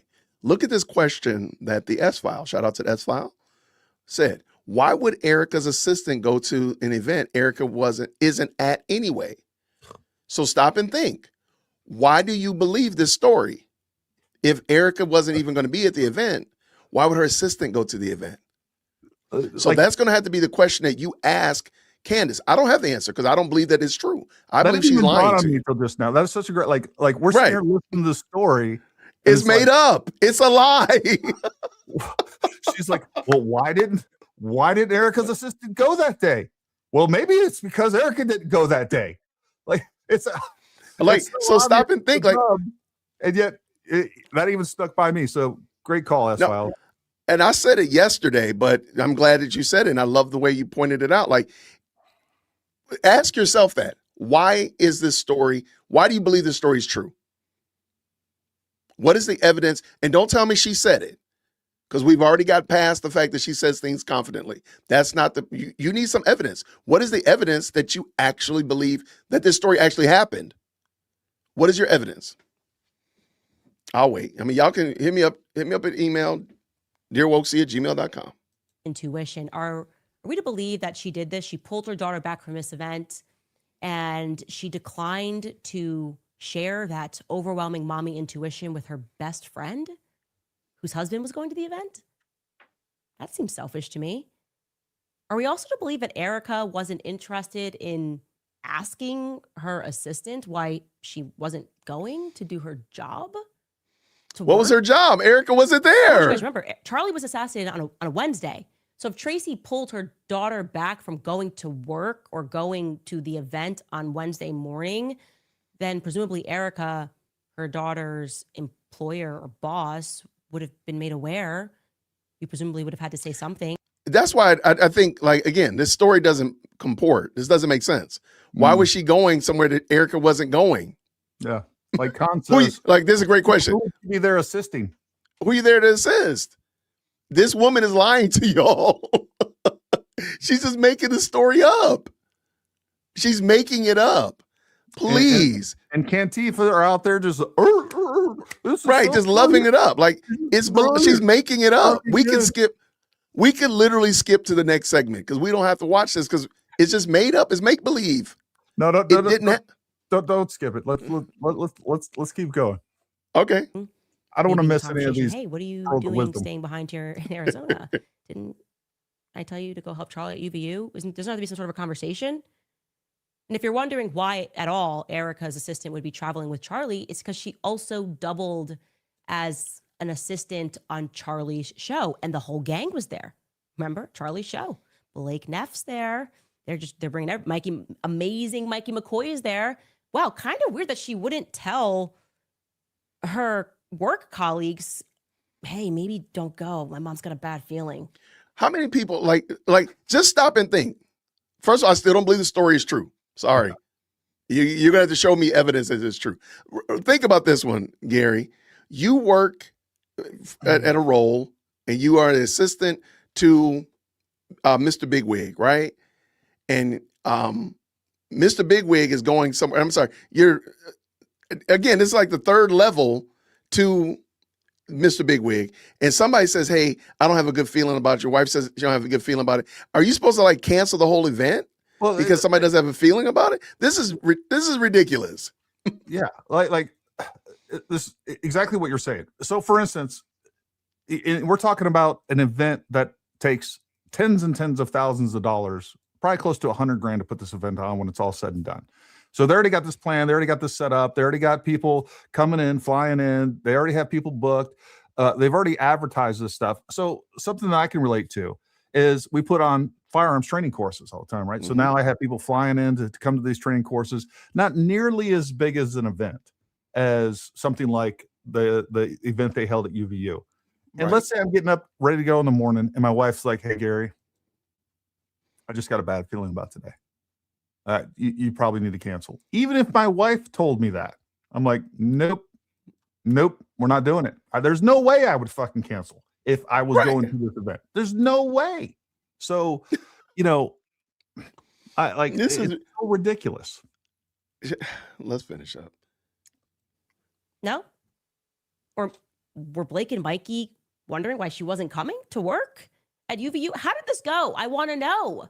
I have all of these questions, but you see, I'm not a police officer. I don't work for the feds. And so I don't have a right to ask them outside of this podcast. That is probably the most truthful thing she said in every episode that I've watched. That's probably the most truthful statement that she's made. She went to Dollywood. She went to Dollywood when she claims that there was a French assassination hit on her. So a state-sponsored assassin hit on her. Yeah, that's some wild work right there. Yeah, that's some wild work. That's her courage. Sick? Maybe that's what she just called out sick. That's not what she told people in her immediate circle. But I'm just throwing things at the wall here because everything we're being told makes no sense. So did she called out altogether? Again, I'll ask the question: what sorts of best friend would move out of intuition to save her daughter's life, to protect her daughter, but not communicate those concerns to her best friend whose husband is still going to that event? Are we to believe that that is how it went down? And if the answer is yes, are we to assume that they believe we're idiots? No, you believe your people are idiots. That's what it is wild work. Okay. Erica should be dragged into a police precinct. Wow. Tracy Martin should be dragged into a police precinct. Her daughter should be made to sit and answer basic questions about this intuition. Messages should be shared, shown. Everyone should figure out how this happened. That's where I'm at on this. She should be dragged into a police precinct on because my dog Blue intuition, based on some woman's intuition. Right. Why didn't you follow the intuition? Clearly, you're in on it. Don't you think that? Like, could you imagine if she's going in there and let's say they have a lawsuit and it's like, hey, you know what? Because you didn't follow this woman's intuition, which she didn't tell you about, by the way, and why would she? It would be ridiculous to say that. We're now going to hold you liable, civilly liable for wrongful death because you didn't listen to this woman's intuition that she didn't convey to you to begin with. That's what she's saying. That's what she's saying. That's this entire argument. That's it. I just want to know why she didn't astro project there since she did. She says she astro projects. Yeah. So I want to know why you did not astro project and know this ahead of time, because you say you got intuition. So why did you not? Because she was getting those dreams prior to. So therefore, she should. So I think Candace is equally as culpable as anybody else, because she could have been there and seen it and know and all that stuff. My dog Blue is leaving his paw print, and this picture. No, real quick, let me throw this at everybody. I don't know. Do you fly a lot? You fly an airplane? Not a lot, but I mean, I'm familiar with flying. Have you ever gotten into an airplane and you're like, man, I have a kind of a weird feeling about this flight? All the time. Every time I get on a plane, I do that. And have you ever been right? Like, you're still here. Thank God. Thank God I'm not. Here. I was involved in a severe emergency landing, and we'll just say it like that. But Okay. that was like one of the one times that, and this was in the military. I was sitting there, I watched an engine blow up as I'm looking out the window, and I was 1,000% sure that we were going down. Anyways, so I was just like, Anyways, the point is like, we've all had that feeling, and we've all been wrong about these types of things. Right. Okay. Yeah. This is this is some wild work, man. This is some grade A wild work. Let's finish up. Seems pretty obvious that is emerging. Paw print number 1. Oh, here we go. On the day of Charlie's actual funeral, her and Andrew Colvett, Erica and Andrew Colvett, had an emergency 3-way call with Dr. Lee Trotter, the surgeon, trying to figure out how to respond to the public about why the 30-06 didn't pass through Charlie's neck. Erica allegedly is the one who put forth this 3-way call. She's on the call. There was no HIPAA violation here, and she is the one that suggested that Charlie has a Superman neck. And again, they are playing defense because I shared the fact on my podcast that the bullet didn't go through. Well, it did not go through. There was no blood at all. That was, Apparently, she shared that Andrew weeks hit send after on X to Superman neck. that text We're and that led to believe for a response, very by the long way. time that Hold on was one second, my referring brother. to, I'm sorry. Say again. She shared that video that his name's not Tyler. His name is Farnsworth. I know his last name. yeah. Anyway, Terrell Farnsworth. Terrell. So that was weeks after that tweet went out from Andrew Colvett. Weeks. So like, she's pretending that they were supposedly playing defense because of what she said. Correct. No, that's not even close to true. She's creating her own narrative once again. As always, let's finish up. Let's go. I don't know if something the surgeon said, which she didn't. My dog Blue paw print number 2. Erica lied to Glenn Beck about Charlie having not sent around text messages the night before to various people signaling that he thought he was going to be murdered. I have his phone. And then she said that was a mistake. No, it must have been on Telegram that he sent that. And then I confirmed with my person that had access to Dan Flood's phone that it wasn't sent on Telegram. It was sent an iMessage. So she lied to me. She lied twice. So any kind of mistake, any kind of non-tech savvy mistake is just an outright lie, which is just nasty work. So she needs to be brought in because she didn't know the difference between Telegram and iMessage. Okay. All right. Yeah. I don't think I know what Telegram looks like. So that I don't use an iPhone. So I would probably be in trouble in that regard. I probably would have said text message, but hey, whatever. Lied once and then she lied again to me. And I don't like when people lie to my face. See, notice Print number 3. Notice who the victim is. Oh yeah. The victim is her. I don't like when Gary lies to my face. My face. Like it's me. Well, and again, you're talking about, she's talking about, look, when you have an event like this and there's multiple people involved and people start asking about days before conversations and everything else, in the midst of everything, there is obviously going to be confusion, people's different perspectives, and people are going to get things wrong, say things wrong, remember things wrong, experience things differently. And there's going to naturally be an inconsistency on some of the minor details. What got I you. would find much more suspicious is everybody was saying the exact same thing. Like, I don't know, maybe they planned it and they got their story straight ahead of time. Yep. That would be much more suspicious to me than what we're talking about here. So these people making minor mistakes, or this person saying one thing and this person saying over here, and it's like, again, it's little things that are easily explained and have been explained. She just won't accept the explanation, even though they make perfect sense to the average adult brain. Okay, so let me play a game then, real quick, Gary. Sure. Candace's rule is small things and errors are problematic, and they lead that you are a suspect. Is that fair? That's fair. Okay, so if I made a mistake about something like saying, well, Gary wrote this message in an email, but he really sent it in WhatsApp, that would be a minor mistake, right? And that would be problematic, right? Mhm.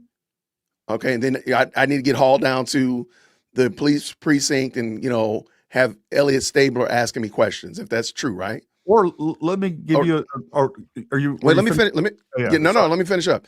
So, following that logic that Candace has laid out, wouldn't she be a guilty party because she didn't know the difference between Discord and text messages, and she sat there in front of that CNN lady and said it was a text message, and a woman said it was Discord, and she said, "I didn't know they would." She made a mistake. Yeah. That people honestly said, "Okay, you made an honest mistake." So why can she not? Why can she make an honest mistake? But Erica gets run over.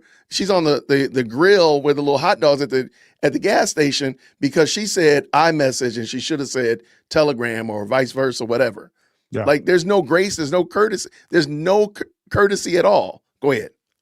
Or if you sit there and say that Tyler Robinson would never say vehicle, and in the same video that you are using to confirm what you're stating, 30 seconds, 40 seconds later, he actually says vehicle, I think that is an honest mistake, but she's definitely lying, right? And she definitely didn't go back and Yeah. correct the record.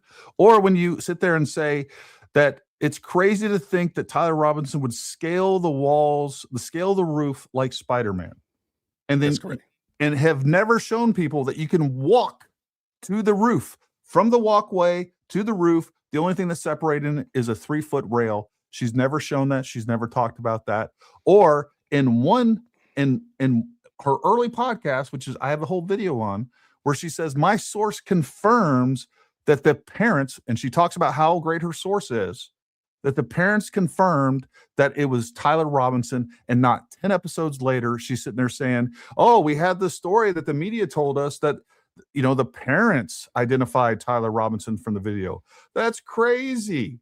But when in reality, she was the very media that used her own trusted source to confirm that the parents identified Tyler Robinson from that original surveillance footage. I love it. All right. Hold on 1 second. Okay, let's keep it going. Let's roll. No, make us smaller.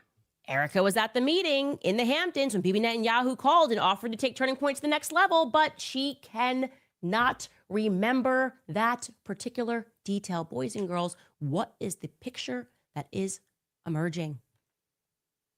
We could do more paw prints, but this is a toddler show. 3 should be enough to have a picture that's emerging. We should be able to take out my handy dandy notebook and put together a picture here, a story here should be emerging.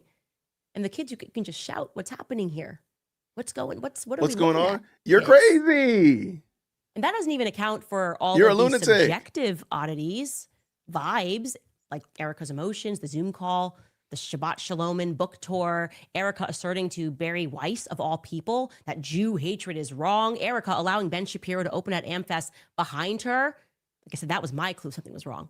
When Ben came out swinging, I was going, oh, something's very wrong here. Erica welcoming the New York Times into their shared home. Basically, Erica here is pulling the LBJ. And what I mean by that is as soon as LBJ got into office after JFK's assassination, he reversed course on every single one of JFK's policies. JFK's enemies seemingly became LBJ's friends. Erica appears to be doing that to me strongly. I know for a fact Charlie disliked Ben. Why would you let him buy his way onto the stage? Charlie said no, for a fact, to more Zionist control at Turning Point USA. He signaled to the troops, this is done, it is over. Charlie said no to Bibi Netanyahu coming on his show. So he was done being bullied by Zionist dollars. Is that the energy that we're getting right now from Turning Point USA?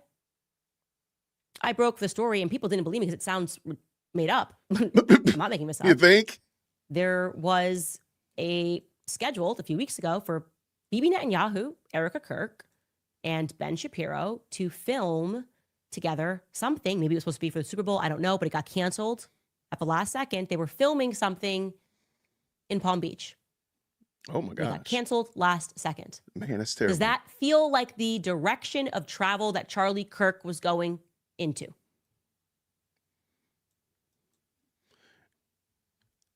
We can't even get his widow to at least come out and tell the truth about Charlie shifting positions.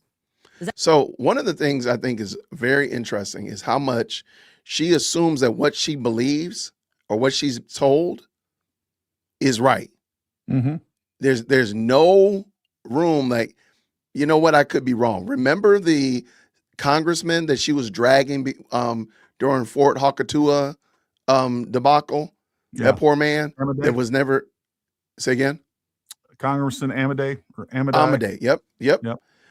And so many other instances where she does not, there's no grace. There's no, let me be courteous. Let me just try to, maybe this might be right. I could be wrong.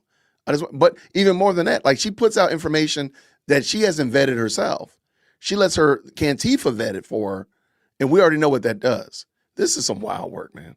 Well, here's the other. She just talked about how it's crazy that Ben Shapiro was going to be a guest speaker at AmFest 2025. Correct. Two things. Number one, what was the last podcast that Charlie Kirk hosted? Who was his guest? Released It September was not 9th. me. It was not me. Ben Shapiro. It was and by Ben the way, Shapiro. show my screen real quick. Just share my Yep. screen. Hold on one second. Sorry. No problem. All right. So here is the 2024 guest speaker list. Guess who's there? Let me see. Can you zoom in a little bit so we can all let's get a little bit closer to it. There we go. It's Ben There's Shapiro. Ben Shapiro right there. Ben Shapiro. Well, what do you know? Guess what who do was you the guest know? speaker in 2023? I'm gonna go. Why don't y'all put in the chat? Who do you think one of the guest speakers was in 2023? Oh, it'd be crazy if It'd be crazy. Shapiro, one of the most prolific. I don't care how you feel about him. He's one of the absolute most prolific conservative speakers in the world. Of course, he's going to be there. So I don't know what to tell you. I'm right there with you. That not strike These you are as all odd? Again, false we're narratives. now in subjective territory. So, you're killing it. So let's keep it going. Let's roll. But does that not strike you as odd to at least say, as I would feel and as I have felt, Because your feelings matter. screw you, Josh Hammer, and this person, everybody who was mean to him and stressed him out in those final days? We're not even getting that energy. And in case you still do not believe what I have maintained from the very beginning about Charlie, who had flipped his position on Israel, I want to show you this clip of Megyn Kelly, which is going viral from her appearance on Piers Morgan's show. Now, Megyn Kelly is not the person that I expected to be one of the very few people with a platform who knew Charlie, who simply did the right thing and told the truth. Okay? She has taken a ton of flack for that. I also want to be clear that her and I do not agree. She supports Turning Point USA. She supports the direction Turning Point USA is going into ostensibly. She disagrees with me. I just want to point out something. Notice she will always play somebody who affirms her. She will always bring in evidence that affirms her, rather than your. Maybe you could show us the evidence that what you're talking about the assistant, the mom, all that stuff. Maybe you could show us how you came to that, or any of the other slew of examples. But whenever it comes to a time where somebody could affirm her, somebody could back her. Oh, she's going to play that one, but she's never like. Why don't you show us the actual proof of this so that we can be like, oh, okay, well, Gary, I see what she's doing there. Do you see it, Gary? I see it, Jay. All right, it is. But no, it never happens like that. And let me answer the question about why Megyn Kelly hasn't come out against what she's doing. And it's because she has too much audience overlap. That's why. Yeah. That's why she hasn't come out and condemned. It's because she's a coward and she's not doing the right thing, protecting her friend Erica, who this woman is accusing of murder and so much more. She's accusing her of murder. She's accusing her indirectly of having an affair on Charlie. Like, Yeah. I'm waiting. I've been waiting for her to claim that those kids are not Charlie's. That's what I've been waiting for. Yeah. I can. I'm curious. I can see that coming. Yeah. If it doesn't come. I'm very interesting. Let's go. On a great many number of topics. But at this juncture, I would probably crawl over broken glass to defend her, even if I didn't agree with her positions, because she showed that she has a soul. And apparently that's rare in politics. She showed and demonstrated that she had a soul when a good man was murdered in broad daylight in front of the entire world. And she had the courage to simply tell the truth. She said, yes, Charlie changed his mind of a topic of Israel. She believes that Tyler Robinson was the person, as she has said on her show. Again, we don't agree, but she thinks that it was Tyler Robinson who did this. And she agrees with the narrative that we're not getting a lot of details because this is making its way through its court system. My fault, brother. Go ahead. That hasn't. Apparently, somebody just said her audience. I didn't know this. Yeah, healthy, happy lifer. Her audience is already saying that it's only a matter of time. I didn't know that they were saying that, but I was waiting for it to come out. So that's doesn't surprise me at all. Yeah, not surprised one bit. All right, let's dance. Yep. Made her lie about what Charlie was going through at the end. Why is it Megyn Kelly? Charlie Kirk didn't make Megyn Kelly. Charlie Kirk did not employ Megyn Kelly. She wasn't making tons of money at Turning Point USA. Charlie Kirk didn't sweat and lose sleep trying to build up Megyn Kelly. Wow. But all of his lieutenants around him, they're silent. They're letting the lies fly.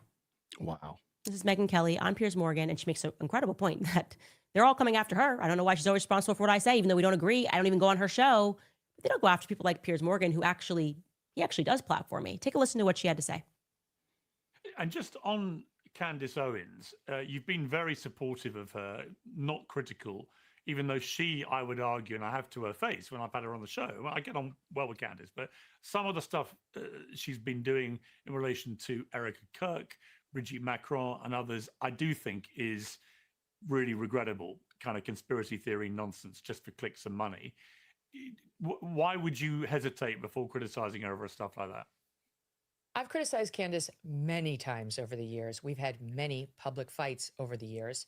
But isn't it interesting that you will, quote, platform Candace? She hasn't been on my show in several years, but I get all the hard time. Why am I getting that? You're the one, quote, platforming Candace Owens. She and I don't have that kind of relationship. Candace took a bunch of crap because she was very anti-Israel in the Gaza war. And it became a thing where you had to say she was terrible in her positioning. And then after Charlie died, she started questioning whether Israel had any role in it. And that's when they really tried to amp up the pressure on me to condemn her. And I refused because Charlie was starting to have serious questions about Israel, not just its role in the Gaza war, but its influence on American politicians, something he and I spent hours and hours discussing. So I had no problem with Candace Owens asking those questions. And I refused to condemn her because I was under pressure from these people who wanted me to. And then that morphed into then everything Candace said thereafter, with which I may or may not have had serious problems, that I had to, where's the condemnation? And it was all really about the Israel thing. And I'd rather die than bend the knee to these people. I'd rather die than bend the knee. It won't happen. I didn't raise my fist and say BLM, and I'm not going to condemn the people they want me to condemn just so that I can get a little pat on their head, on my head from them. It's a style that they use. I personally think it's kind of condescending, but I mean, I do it sometimes too. So again, like I told you, I can be condescending. I don't know why. Sadly, I hate to watch Megyn Kelly. I don't like it because all she does is exude pride.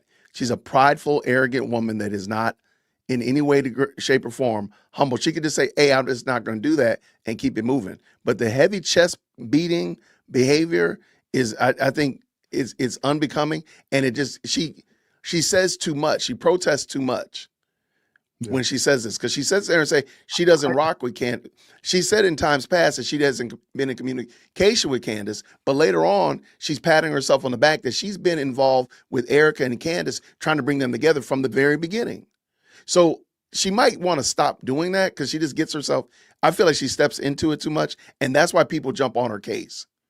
I just think it's weird how she's channeling Tucker Carlson right now. Like, you don't want me to condemn, you know, these people.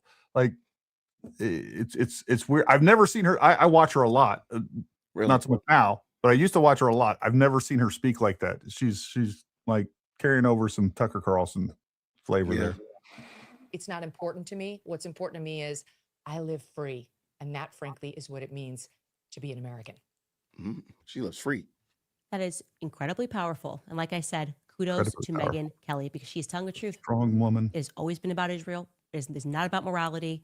And by the way, even if she did come out outright and condemn me, that would buy her maybe until next week. If she didn't say the next thing they wanted her to say, they would destroy her. We have seen this pattern over and over again. I'm one of the people that suffered from this pattern. I don't like what's happening in Gaza.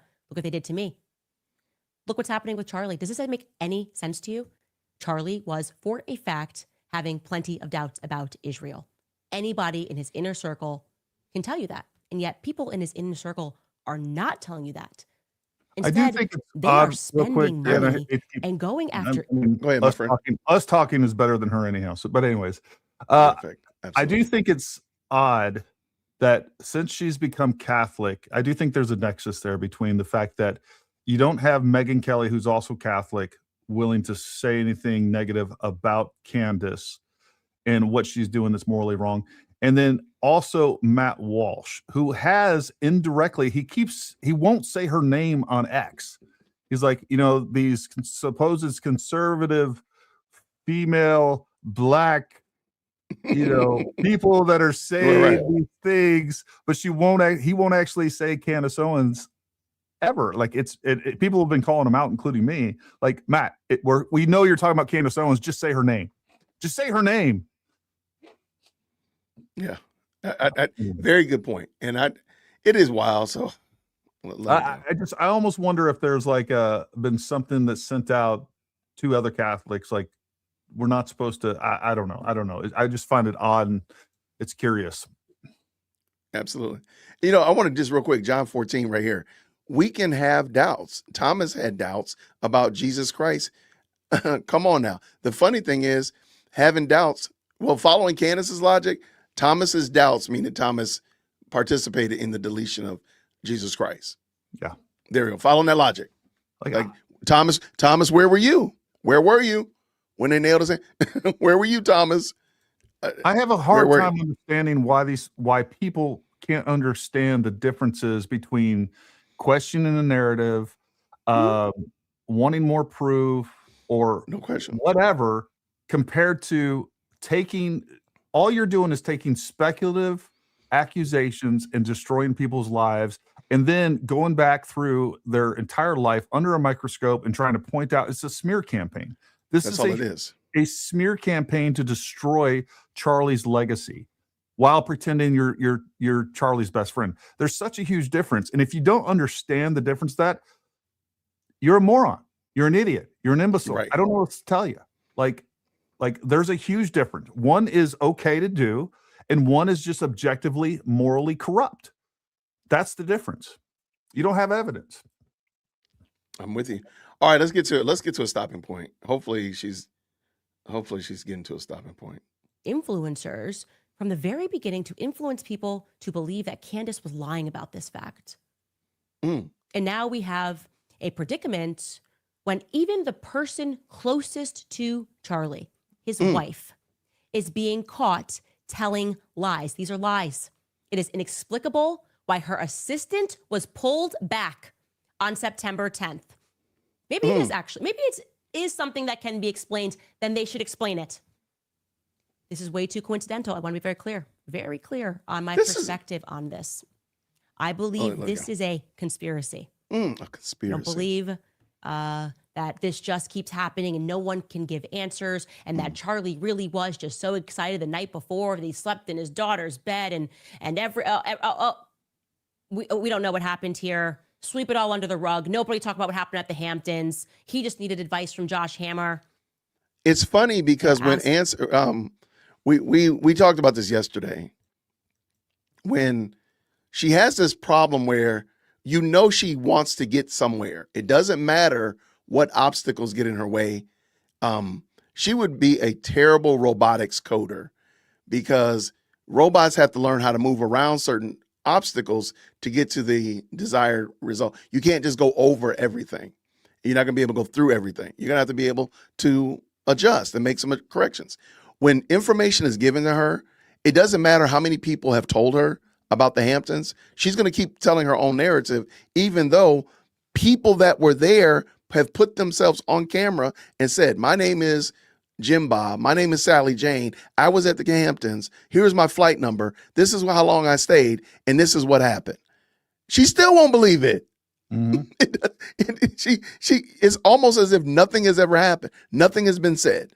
But whoa. Let somebody agree with her. Oh my gosh. She's going to sing that from the rooftops. But when somebody contradicts her, she cannot work with it. That is some wild work. Let's get done with this, man. Oh. Asking us to be really stupid right now. And I'm asking you to join me in refusing that order. Says the woman that just modeled her anyway, entire show show after pause Blue's here and take a brief break before I respond to a TikToker who has called me over in an internet game of Red Rover. And I have something to say about what she has shared. We'll be right back. Why is this like a child's game today? It's like, so now we're playing Red Rover? Oh my word. If you will, there's a comment by Lorraine Yoss 8518. It says, you nailed it, Gary. She's been on revenge tour. As long as we keep feeding the beast, she won't stop. I don't see it, but that's fine. Go ahead. Let's talk now. I've heard a lot of people say something to the effect of, why don't you just ignore her? You're just helping her out. No, like that's how she got to where she was. I think a lot of people weren't paying attention to her and what she was saying. And that's not how you defeat evil, folks. What we have to do is we don't just sit there and say, all right, we can't criticize Democrats because we're just feeding into them. No, what we're trying to do is give I'm not even sure, Lorraine, if that's what you're saying. I've heard this comment, so I'm not saying that's what you're saying. I'm not sure.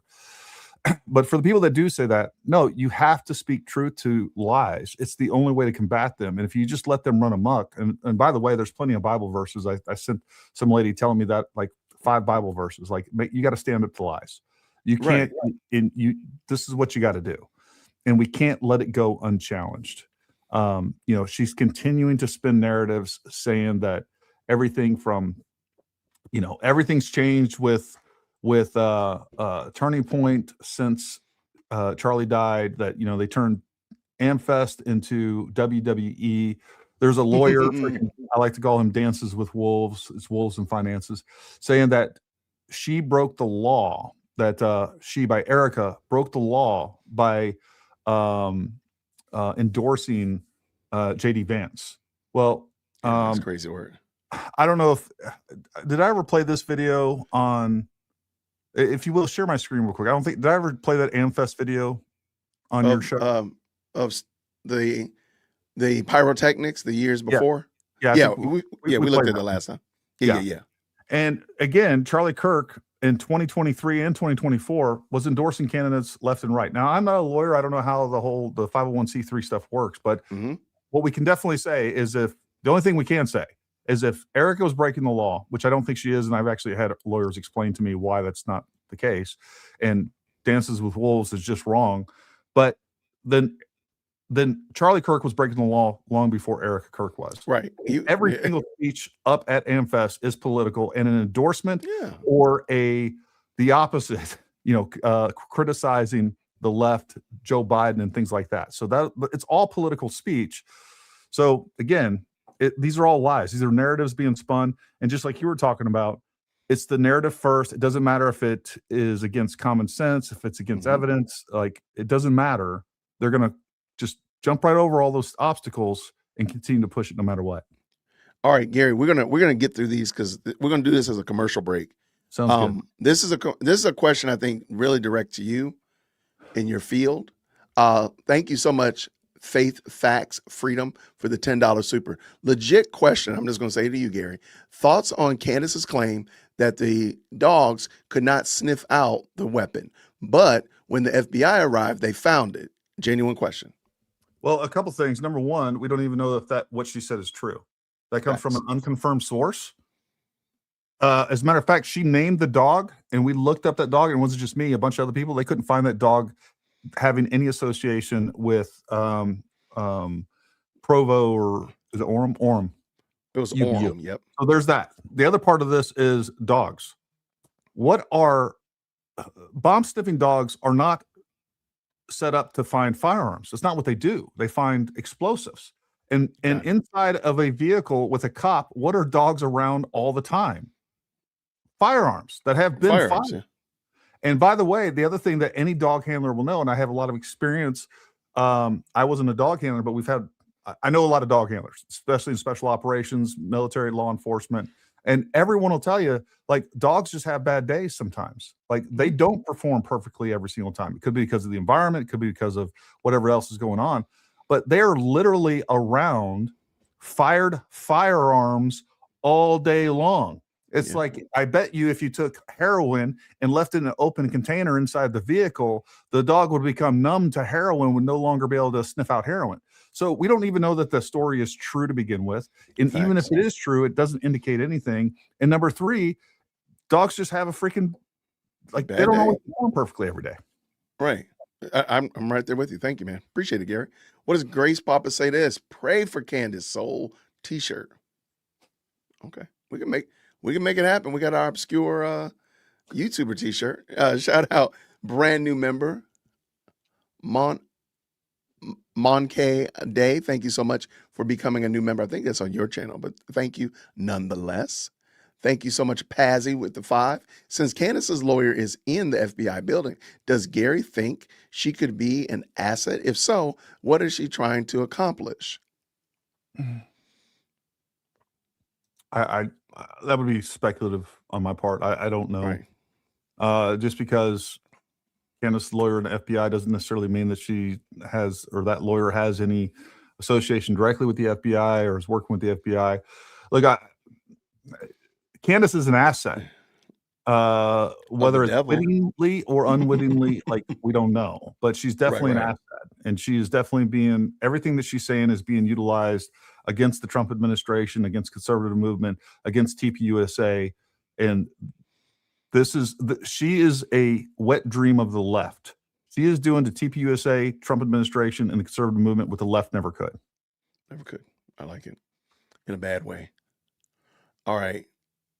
Let's keep it. Oh, somebody asked how many viewers does Candace have right now? I got to start. I don't want to stop the stream. Can you check real quick, Gary, on your end and screenshot it? Yep. Okay. Thank you so much. What do we have here? Jody says this. Robinson's defense has brought up Candace's theories in the last 2 hearings without actually using her name. They think they all need to be investigated. That's crazy. That's all she wanted to do, man, in my opinion. Thank you for the 5. Thank you so much, Myriad with the 5. Imagine having a heart so dark you can't even enjoy Blue's Clues. Right. You over here watching something and you thinking this kind of stuff when you're watching a kid show. Steve was my homie when I was watching the show. He's the best. Absolutely, man. That's some wild work. Did you see her stream when it stopped? Obviously it stopped already. She got 355,000 views with only 694 comments. That means all of her views are paid for. Right. Absolutely. What the percentage of that is? What's the percent?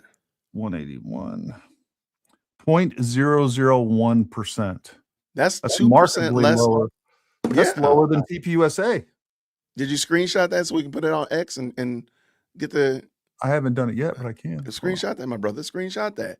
Thank you so much. Sarcastic Liberty with the 5. Good Lord, please humble this woman severely and publicly. Look, no argument for me at all. I'm right there with you. Grace says this, Papa. Grace Papa says this. Anyway, I type this it gets blocked. pray for her tea. Shoot it to me in the email. I know spelling is wrong, but my post is being blocked. That's funny. I have no blocks on the post. So I don't know why that's happening, but thank you so much. Thank you for the 5. Frank spoke of telling Charlie the day of he didn't feel comfortable that day, and Charlie waved him off. I do remember that because he went to the restroom after he talked about that. So yeah, good call out. Thank you again with the 5. So was an Erica assistant for something before she became CEO or after? That's a good question. Did Erica have a role at Turning Point that she had an assistant before she became CEO?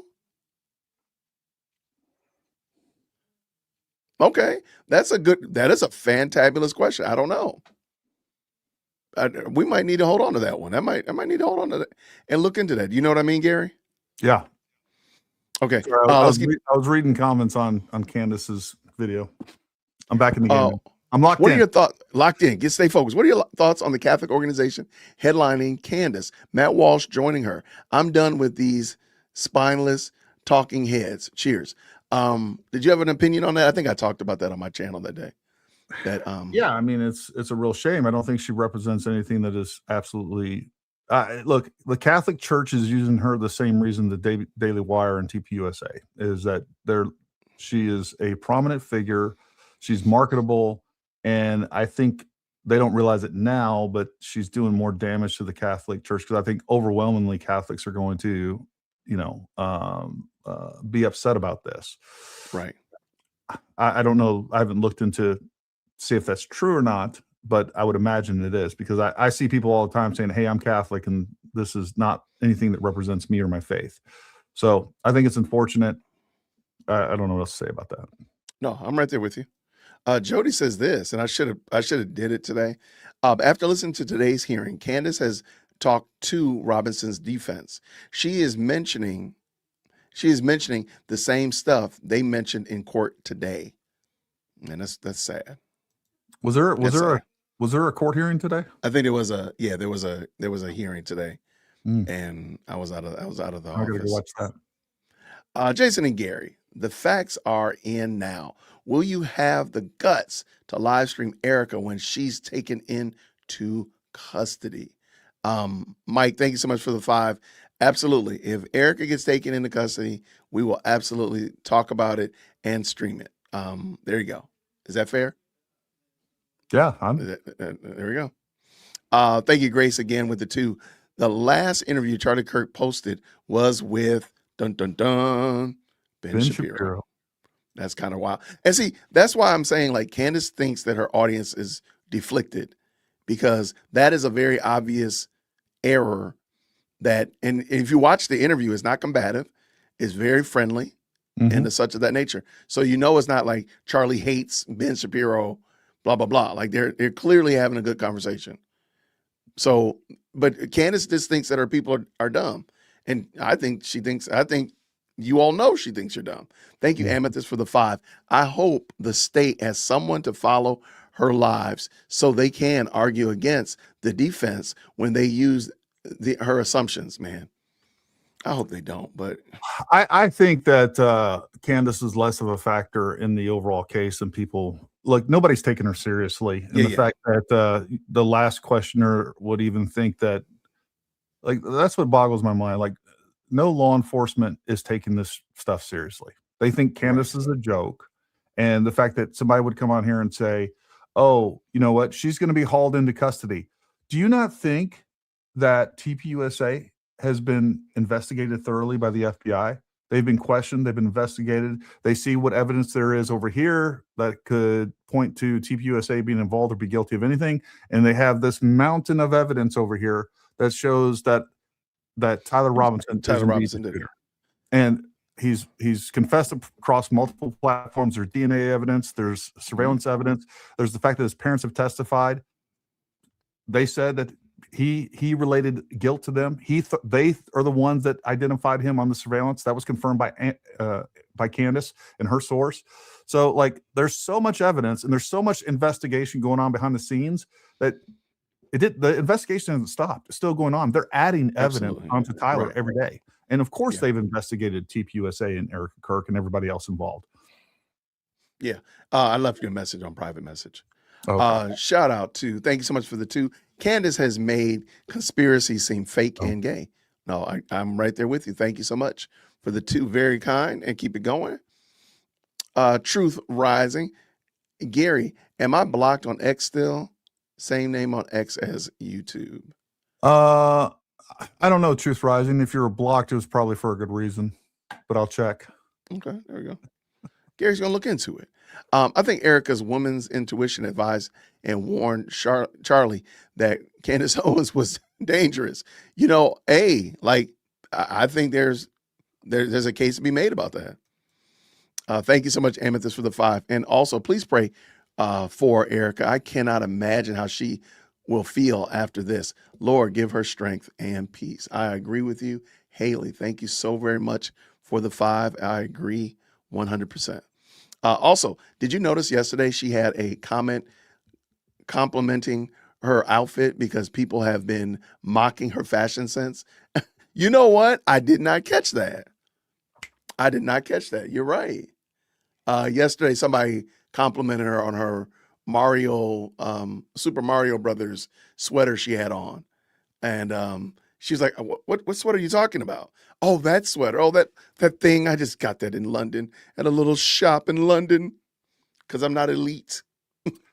Hey, Truth Rising, there's like 30 Truth Risings on here. Let me see. Was that Truth.Rising? Is that what it was? Yes. Truth.Rising. Okay. He's going to get you taken care of. He'll get you squared up. Sending Erica and her children prayers for protection. You got it? No, I'm still not seeing. Is it Truth 17 Rising? I don't know. I'm not there. Again, I hit Truth.Rising looking for people on accounts, and there's just so many of them, and it's not the same icon, or at least not showing the same profile pic. Let me see real quick if I can find it so I can pull it back up on the screen. And that'll be my last, and we got to get this going because I don't want to be here. Keep my people held them hostage all night. They love being with us. They love hanging out with us, man. We're the dynamic duo. We're ebony and ivory, man. That's right. There we go. If anyone else calls you Ivory, I'm going to kick them though. I'm trying to tell you. If anybody else calls you ebony, I'm telling you, man. All right. You know what? I think while we finish this up, shout out to End Time Prophecies. No question, no comment. Just pure love of the game. Thank you so much for the 2. I appreciate you. What do you got here? All right. Do not bug me with the 10. I just turned in when you were talking about Erica's assistant. It's clear she is running out of things to say. So she's digging into who gives a crap mode. I'll bet her audience is shrinking. I think it is, and I'll look at something in a moment, but I do agree. Thank you so much. Do not bug me. I appreciate it. Thank you so much. End Time said this was the 2. Sad that people believe her, but there are many. I don't think there are many, but I don't think they're as involved as Gary said earlier. I don't think they're making the influence that she thinks. And I think that's why she was so livid yesterday about the Super Bowl, when she did not want people to go and watch it and support it. And she thought that she had a smooth 5 million people that had subscribed to her and that they would go and flood but it didn't work. You agree with that, Gary? What you think? Yeah, no, I do. I also think that a lot of her viewers are probably foreign as well. Yeah, no question. So they probably understood. They did press 1 for English. All right. Candace is still fuming over the Super Bowl and taking TPUSA's win as an insult to her. Everything is about her. That is no lie detected. 8290. Thank you for the 5. And let's keep this going and finish up. Thank you so much, Grace Papa, with the 2. She needs to be called as a witness for the defense. The problem is the prosecution is going to get their hands on her, and therein is going to be the problem. That's where the sparks would fly. if she is a witness, Tyler will go down. No, Tyler's going to go down regardless. I believe he actually did it, and I believe he's actually guilty. So there's that. But I think Candace would definitely not help his case. Let's say it like that. All right, Gary, I think we got to get our minds ready, man, to go back and do this, man. Let's do it. Are you ready? I'm ready. All right, y'all. Let's get Candace back up in here. I promise you. You know what? I got a feeling most people are going to like this,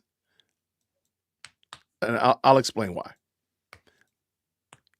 All right, you guys, today we're going to talk about Charlie's third eye. Charlie and I spoke a lot about his third eye. As many of you know, Charlie had a third eye. We spoke a lot about that. But what a lot of you may not know, and we're going to discuss this, is that Charlie was also a major fan of 90s alternative rock band Third Eye Blind. Third Eye Blind. Now, why would he listen to that music? Why would he be told he should listen to that music by that band Third Eye Blind? Because clearly there were forces in Charlie's life trying to blind his third eye, okay? It's so obvious. You guys, it's so obvious. They think we're stupid. Clearly, Charlie, as a young child in the 90s, okay, was forced to listen to Third Eye Blind on repeat. He was forced to listen to them over and over again because it was so obvious to everyone around Charlie that he had a semi-charmed kind of life. As you dig deeper into the story, you find that this band from the 90s, Third Eye Blind, was signed to a major label called Elektra Records, founded by Jack Holtzman. Wow. Jack Holtzman was a Jewish man, a Zionist, a Frankist. He was a Jewish man who founded Elektra Records, which became part of Warner Music, also Jewish, okay? It's not a coincidence. No coincidence. These people around Charlie were pressuring him. They were pressuring him to blind his third eye. But Charlie didn't want to do that. He didn't want to do that. He kept wanting to see. He kept wanting to see and live his semi-charmed kind of life. And if you look at the song, if you look at the lyrics to the song Semi-Charmed Kind of Life, you find some interesting messages, just interesting messages. Pull up the opening lyrics. Do-do-do, do-do-do-do, do-do-do, do-do-do-do, do-do-do. I don't know if it's do-do, if it's some kind of do-do, some kind of defecation ritual, some kind of sick satanic ritual in which you defecate on statues in the forest. But it's so obvious, and as we've seen with the Epstein files, this is what these people do. Do-do-do-do, It's sick. It's so sick. You fast forward into the song, the singer very clearly states, how do I get back there to the place where I fell asleep inside you? Ugh. This is clearly some kind of satanic sex ritual. How do I get back there to the place where I fell asleep inside you? They're clearly doing these rituals, okay? And this was a band called Third Eye Blind that Charlie was made to listen to as a child so that they could blind his third eye. I'm sorry. I'm going to unblind his third eye in order to help all of us see clearly through these lies run by Israel, by the Zionists, by Elektra Records, by Jack Holtzman, okay? I'm going to open up Charlie's third eye, my third eye, and Brigitte Macron's third leg. Oh. Stay tuned for next week's episode where we uncover the connection between the Zionists and Vertical Horizon and Matchbox 20. It's clearly Kabbalist. Whoa, hold on. You know what? This is the wrong video, Gary. I apologize, Gary, man. I thought that was it. Man, I'm sorry, man. I let y'all down, y'all. I'm playing the wrong video. Please forgive me. Was that okay, though? Was that at least a good break? I love it, man. I need him to stop playing that copyright music at the end, though. Right. I need you to stop doing that to your boy. I missed that part. All right, this is what I meant to play. I'm sorry, y'all. Please forgive me. I'm sure. Wait, hold on. Uh-oh, it's not. Uh-oh, the audio's not playing. Uh-oh, something bad happened. The audio's not playing. How about that? Maybe it's a sign from above. All right, let's pull it back in. I think I got it now. All right. Try again. Green hearts in the chat when you can hear. They've done a lot more than the entire federal government, law enforcement, and Turning Point USA executives in terms of trying to figure out what happened to Charlie Kirk, why things are not making sense. And one TikToker got onto the platform, and she decided to bump me in some information in a nice internet game of Red Rover. Take a listen. Red Rover, I call Candace over. I found something in the Epstein files that may be a missing puzzle piece to the Charlie Kirk investigation. Let's get into it. So after Charlie Kirk had passed away, we started seeing these articles pop up, which made me dig into Erica Kirk, and I found the Romanian Angels stuff. That video blew up, but I didn't have any lawyers sent after me. Instead, it was private investigators asking how I found this information, asking me to send them links. I knew at that point that I was on the right track, was suspecting that Erica Kirk could be involved in something bigger than what we're being told. So I kept digging, because in every homicide investigation, a potential suspect is the spouse, especially when they have so much to gain, right? Now, this article that was posted shortly after Charlie Kirk's assassination by USA Today states that Erica Kirk worked as a real estate agent in New York City for the Corcoran Group. So if we're to believe the story that she works as a real estate agent for the Corcoran Group, then her boss would be Pamela Liebman, because Pamela has been the president and CEO of the Corcoran Group since 2000. At least that's what the public has been told. Now, in this Epstein document that's doing an official name search and alias for Lynn Forster, aka Lindy Rothschild, it states that under her work affiliations that she is the Corcoran Group Inc. president. And it even shows her email, which is redacted. Now, this is a bit of a tinfoil hat conspiracy theory, but if Erica was involved in anything sketchy and she needed to receive payment, having her work for the Corcoran Group as a real estate agent would be a very easy way to launder money, right? Let me just tell you how God works. I don't actually peruse TikTok that often. Hold on. I got this video. I think somebody sent it. That's embarrassing what that woman just said. I don't even know what she said. I mean, Right. I do, but I don't like that wouldn't make sense to most people. But anyways. Yeah, that's wild work. All right, you ready or? Let's do it. All right, let's finish up, man. To me. And I had just arrived at an interesting fact about Erica, because, we've been working in the background on this timeline of her life, and it was about her real estate career. An interesting little tidbit that I can add here on her journey. It just so happens to be, like I said, this came across as I was noticing this inexplicable data point. The story that we are told, and the story that Charlie was told, the story that I was told, is that Erica and Charlie Kirk fell in love when he was interviewing her for a job with Turning Point USA. Many people have confirmed this many times over. I'll give you some examples. Here is Tyler Boyer discussing this at Charlie Kirk's memorial. I got a call. From Miss Erica Kirk, Miss Arizona 2012. I just want to help, she said. So naturally, I put her right behind the president at that first rally. After that, we talked. It was obvious she was the perfect person for the job that Charlie and I had devised in one of our 24-hour planning sessions. I wanted to hire her. I only had one problem. Charlie Kirk wanted to date her. Okay, he tells that story. And by the way, he's telling the truth. I was around for that. I just had to scroll in through my own text messages. Here is Erica similarly telling the story herself. Take a listen. He got finished with his burger and he just sat there and he looked at me and he's like, you know what?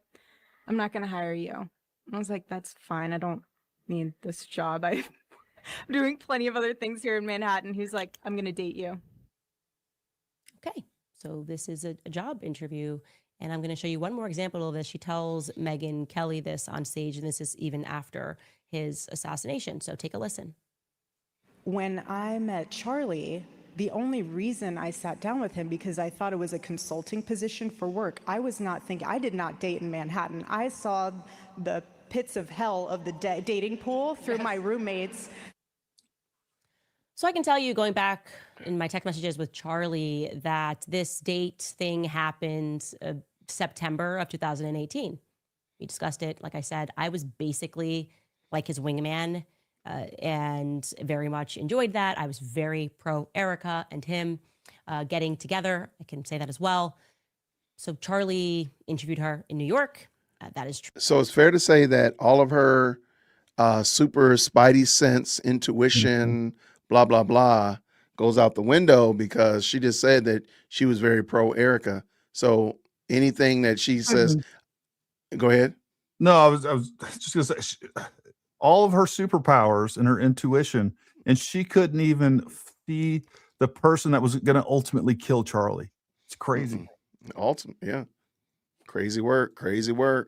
True, because she was looking for a gig with Turning Point USA. And I find that now to be very strange, weird, that she would be looking for a job in politics at the exact same time that she apparently received her New York real estate license. Yeah. So October 2018 is when they began dating in earnest. That is the very month that Erica receives her New York real estate license. She begins dating Charlie Kirk. I'm going to show you that. Here is her license, and I'm going to show you how you figure this out. This is a snapshot. You can see it says this real estate license is valid until October 24th, 2020. In New York, your real estate license lasts for 2 years. Think of it like a driver's license. You have to get that license renewed, and it's every 2 years. So if it expired on October 24th, 2020, that means that she received her real estate license, we can assume, on October 24th, 2018. Right when she started dating Charlie Kirk. I just thought that was super interesting. That didn't exactly. Imagine how dumb she thinks you are to think that because she got a real estate license, there's a lot of people. Well, I live here in Atlanta. A lot of people have real estate licenses, and they don't do a lot with them, but they have them. Whether it be to do, again, they don't do a lot with them. So imagine her thinking the smoking gun is the fact that the woman has a real estate license. That's crazy work. That's crazy work. Like, oh, that's the reason why you know something's suspicious, because she had a real estate license that expired 2 years after she just got it. Okay. Exactly makes sense to me as I was doing this timeline, because I remember and Charlie met Erica. I remember Tyler setting this up. I remember the conversations, and I still have the conversations, thankfully, because I delete nothing when all this went down. The career that I was told that Erica had was that she was doing fashion. Erica. Let me. So since she deletes nothing, can she show us a conversation with Charlie Kirk from 2024? Because everything she's shown us is always from 2018, 2019. Or 2021, 2023, 2022. Yeah. So I want to see you having a conversation with Charlie anytime after 2020. I'll go with 2020. Like, where is that proof? Because at the current moment, yeah, a lot of people, a lot of moms, stay-at-home moms are in real estate. Like, this is just something it's deflected, but that's why we make fun of her. Like, again, if you believe her, that's you. That's on you. I was in New York City. I met her at a steakhouse shortly thereafter. Charlie wanted to know what I thought about her. And what I was made to understand was that Erica was working in fashion on this clothing brand, Proclaim Streetwear. She wore a lot of jewelry on her arm, and she was into like Christian branded fashion. So I'm just trying to understand why you would be trying to do both a fashion company, and then if you look up the LLCs, certainly at being of 2019, she files for a trademark for that fashion brand. So she is both running a fashion brand, getting her master's at Liberty University, getting her real estate license, and beginning a career with Corcoran Real Estate, which is a massive real estate firm in New York. And when we dig up the relic of what she was doing at Corcoran Real Estate, all we can find on Wayback Machine is that she had one listing. So how did this career get started? How were we not told that? How was I not told when I spoke to her that she was a real estate agent? I don't know, that all. So she's a young adult trying to get started in New York. And it sounds like she's team do the most. Fashion, real estate, working in a corporate job. What I'm trying to figure out what the problem is. Like, why is this now? And therefore, because of these truths, she killed her husband. Like, make this make sense. The whatever. I mean, y'all good luck with that, man. Y'all good luck with that. Seems quite strange to me. The real estate thing seems a little bit strange to me. So I want to add that to the pile for you TikTokers that are looking into things, to let you know that you are on the right track, and you've noticed something that struck me as odd at the exact same moment that you came across it. I said, this is actually weird. This is not the Erica that I met. I didn't know anything about this. How many careers can you have at the exact same time? Also, by the way, doing a reality show, dating, even though you never dated in New York City, or at least what you told Barry Weiss. Anyway, I wanted to add that little tidbit before we answer some of your questions. We will be right back after a brief break Here, from sponsors. I'm gonna jump through this. All right, you guys, for just $25 a month, Pure Talk. If there was no documents in his hand, why he's here, he says, "Oh, my name is Mike, and I am taking photos because this legal firm asks me to take photos. He won't give much more information. He says he can't speak about it."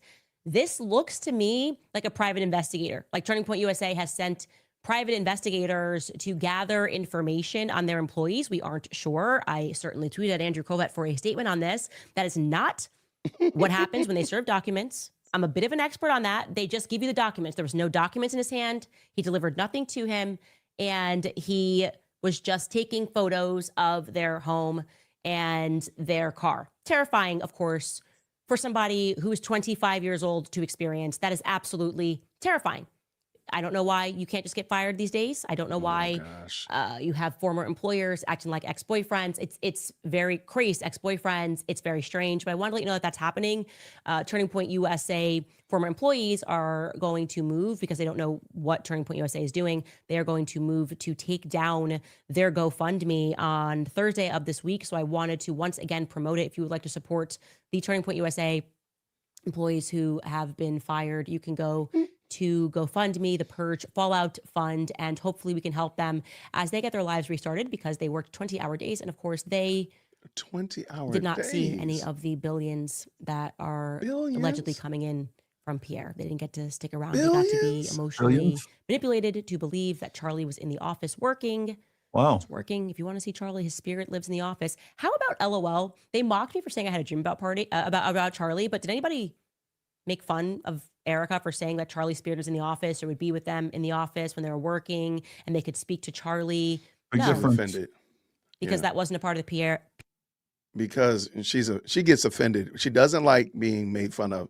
And a lot of if you look at her show, a lot of it is trying to make right or address people making fun of her, whether it be her throwing out, she'll say LOL, XYZ, ABC. You know, that's something that she's really offended by. But go ahead. What were you about to say, friend? No. There's a big difference saying, hey, his spirit's in the office. Like that's different than he came to me in a dream, and now I'm going to use this dream and take it as evidence that somebody is guilty of something. Gary, let me ask you a question. I asked a couple content creators this today, and I want to see what you think. Now, Candace has gone on record and said that Charlie Kirk came to her in a dream and told her that Andrew Kovett betrayed him. Is that fair? Yeah. Okay. So let me make sure I have it again. Charlie Kirk came to Candace in a dream and said Andrew Kovett betrayed him. Is that fair? And that's basically, she said, I don't think she actually said that directly, but that was the clear. They betrayed me. Right. They betrayed me on my left, and who came in on his left? Andrew Kovett. Yeah.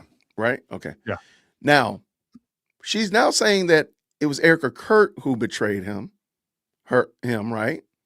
She's saying that pretty tacitly. And she's actually exonerated Andrew Kovett. Andrew Kovett was working on behalf of Erica Kurt, whatever. She was the mastermind that facilitated his deletion. Is that fair? Yes. So did Charlie lie to her in her face in her dream too? Yes. Okay. I just want to make sure I had it right. I just want to make sure. Charlie Kirk lied to her in her face in reality and in a dream. Good gracious, man. You know what, man? Don't lie to people in their dream though, Gary, man. Don't be that low down, man. Don't be that low down. He not only did it in real life, IRL, but also in a dream. There you go, man. So there you go. His wife deserves everything she gives him now. PR campaign to attack Candace Owens no matter what she says at all times. Yeah. Even when it's totally sensible. I had a dream. Charlie told me he was betrayed. And I'm feeling like that's a fact check true. You agree with me? I feel like that's, I give Who is she myself talking a to? fact check true I don't on know. that one. One of the voices in her If you guys head. would like to support our show, we have new merch on the website. We're gonna pass on also that remind you merch. guys that our temptation to side with the lie. There's also the psychological operation that is being run by these people to convince you that you are immoral for having an immoral perspective, quite literally trying to invert reality. Who is saying this? And I don't know. I just want you to feel encouraged to Be stand up to encouraged. these people, You like stand Charlie did up. in the end, to stand up to these bullies who are trying to force you into their perspectives by putting you under duress in one way or the other. I just want to encourage you to keep doing that. Be Like I encouraged. said, the Be more that we encouraged. tell the truth, the more exposed they become. It feels to me like the entire frequency of truth is raising right now, and they are threatened and they are thrashing. It feels like we have the devil by the tail, and I wish Charlie could be here for that. I do. And I'm so happy, like I said, I am so happy that he died with his soul intact. I'm so happy he died. And he stood up. That's all I and he heard. said, no more. I'm Right. Can you done with this. imagine Lying if doesn't mean anything to me. Take it. somebody else I in want the real people in my life. USA camp had said that? Right. They'd be Can like, you imagine that? Look, they're happy he died. Right. Oh my gosh. Yeah. They're happy he died. Proof. Right. Look, they're guilty. They're guilty. They're Mhm. happy. They just said it. Yeah. That is some wild work right there. Oh my gosh, this is some wild work. I think it's interesting how every episode or every couple of episodes we're getting closer. We're revealing this and this and other. It's always this constant drumbeat of something next is coming. Something is coming next. Because remember, Fort Hakatua was supposed to be the end all. That was supposed to be the it. It was going to be so compelling. She's going to give you so much proof that the U.S. government was going to have to come out and admit their involvement in the Charlie Kirk assassination. And then There here you comes Mitch Hammer Time Snow. Hammer the time. most unbelievable, retarded narrative ever made. Whatever. Yeah. All right, we're almost done. Let's get done. My life. So anyway, getting to some more of your comments today. I see I have gone off, but I think I was chill. I think I was okay. We'll see when I log off. James Gray writes, if I lost my significant other the way that Erica did, I'd be honored to have someone like you fighting alone for the truth. I wouldn't try to shut you down, lie. If I lost the one that I love and I was innocent, why would I lie? Like I said, the lies can't be explained. Short of trying to convince people that we are stupid for recognizing the lies, or wild. we are immoral for sensing that this is really wrong, that she should be out here saying what he was going through in the end. Short of that, no. We are all in agreement here. And we are, by the way, the majority. Oh, The no, you're minority has more money. Not and even a they little have bit. more power. Not even a little bit. Not look, even a. I'm actually even done blaming Candace. It's her idiotic followers that are the problem now. Like her cult members are actually worse than her. That's fair. You know, like they are pushing this stuff and out there doing all the things that they do. Like they're the real problems. And I used to tiptoe around that a little bit. I don't want to offend people because I do think that there's some people that I will give them a pass, like kind of get wrapped up into this innocently. And then I do think it's an indoctrination over time. It's incrementalism. And that's the way that Candace has worked, right? It didn't start off crazy. Started off with a little bit of reality based, and she was even confirming the narrative, by the way. You know, her sources confirmed that it was the parents that identified Tyler Robinson in the surveillance footage. Confirmed that. But then it got a little crazier, a little crazier, a little crazier. And I do think people get wrapped up in this. But at this point, if you're a part of this, you are the problem. And you need Jesus. Like you need some help because none of this makes sense and you're still participating in evil. Absolutely. Let's finish this up. We're almost done, man. We're about to round these bases. Woo! Thank y'all so much for hanging in there with us, y'all. Power, but they don't have any real power. There's no substance there. It's threatened by us simply saying the truth and growing more audacious in saying the truth, which is why I want to also shout out Carrie Prejean Baller, who they are now, because she stood up during that hearing and said, what even is anti-Semitism, Seth? Actually, what did you even do at the Hamptons? You pressed Charlie. Well, Laura Loomer and the deranged Zionists are saying there's whispers that she's going to be kicked off of the religious committee. because she won't bend the knee to Israel, because she is being exactly, or she is mirroring really the attitude of Megyn Kelly. I'm not doing this. I'm not bending the knee to evil. It's so obvious that all you care about is Israel. I'm a Catholic. That's what Carrie preaches. I'm a Catholic. That is wild that she says all you care about is Israel. Ma'am, that's all you care about. Mhm. Like, you're not going to convince me that Candace doesn't secretly love Israel. You can't beat those charges because all she talks about is Israel. You can't tell me that she's America first. You can't tell me that she's even her own husband first. I mean, her own kids, nothing. The only thing she cares about more than Candace Owens is that sliver of land the size of New Jersey in the Middle East. Prove me wrong. Speaking of which, I think since she's talking about this exact hearing, if you don't mind, share my screen and let's play Nate Livingstone's video. I think that's worth. Let me hold on, remove this, add this to the screen. Because this is All a right. very, very compelling video. All right, let's And drop it. I want you guys to look at side by side Candace Owens today versus Nazi anti-Jewish propaganda. Spot the difference. Es ist eine kleine, wurzellose internationale Clique, die die Völker gegeneinander hetzt. It's Jewish supremacists. They had everything to do with the Civil War in America. They excel at creating the false dialectic, the North versus the South, the left versus the right. You got to wake up, especially if you're in America, okay? And they come over to America, and kind of the story that we're told is, oh, everyone just came with the clothes in their back and like made it big in Hollywood or made it big in modern psychology. And I'm like, no, America was a young country. We were very like susceptible to all of these things. Jewish people were the ones that were trading us. Jewish people were in control of the slave trade. They buried a lot of it, control the media. They just do. Okay, one way or the other, Zionists control the empire medias. And it's only through actually engaging and reading these books that would never become movies, these books that you are not allowed to read, that you can truly understand like what's happened in this country, because we all recognize that something's not right. Wake up to who publishes these books and keeps us warring with one another. Christians versus Christians, right? Christians versus Muslims. Wake up and learn the true history of slavery. It's Jewish people, how they have accomplished things, this false dialectic, their means to accomplish running Western society, breaking apart Christian empires, gambling, a major vice, drugs, prostitution, sex pornography. We Jews love pornography because we hate Catholics and we hate Jesus and allows us to crush the church. They want to make you guys think that this culture is okay, because then they can subjugate your culture. Those people who are still, are still in positions of power, thinking that it could be fair, thinking that we could just work hard, thinking that we could run a company, that we could launch this revolution where people were going to be happy in the future because America was the land of the free. No values that exist outside of the Talmud. You describe yourself as a Talmudic Jew, and I've learned what's in that Talmud.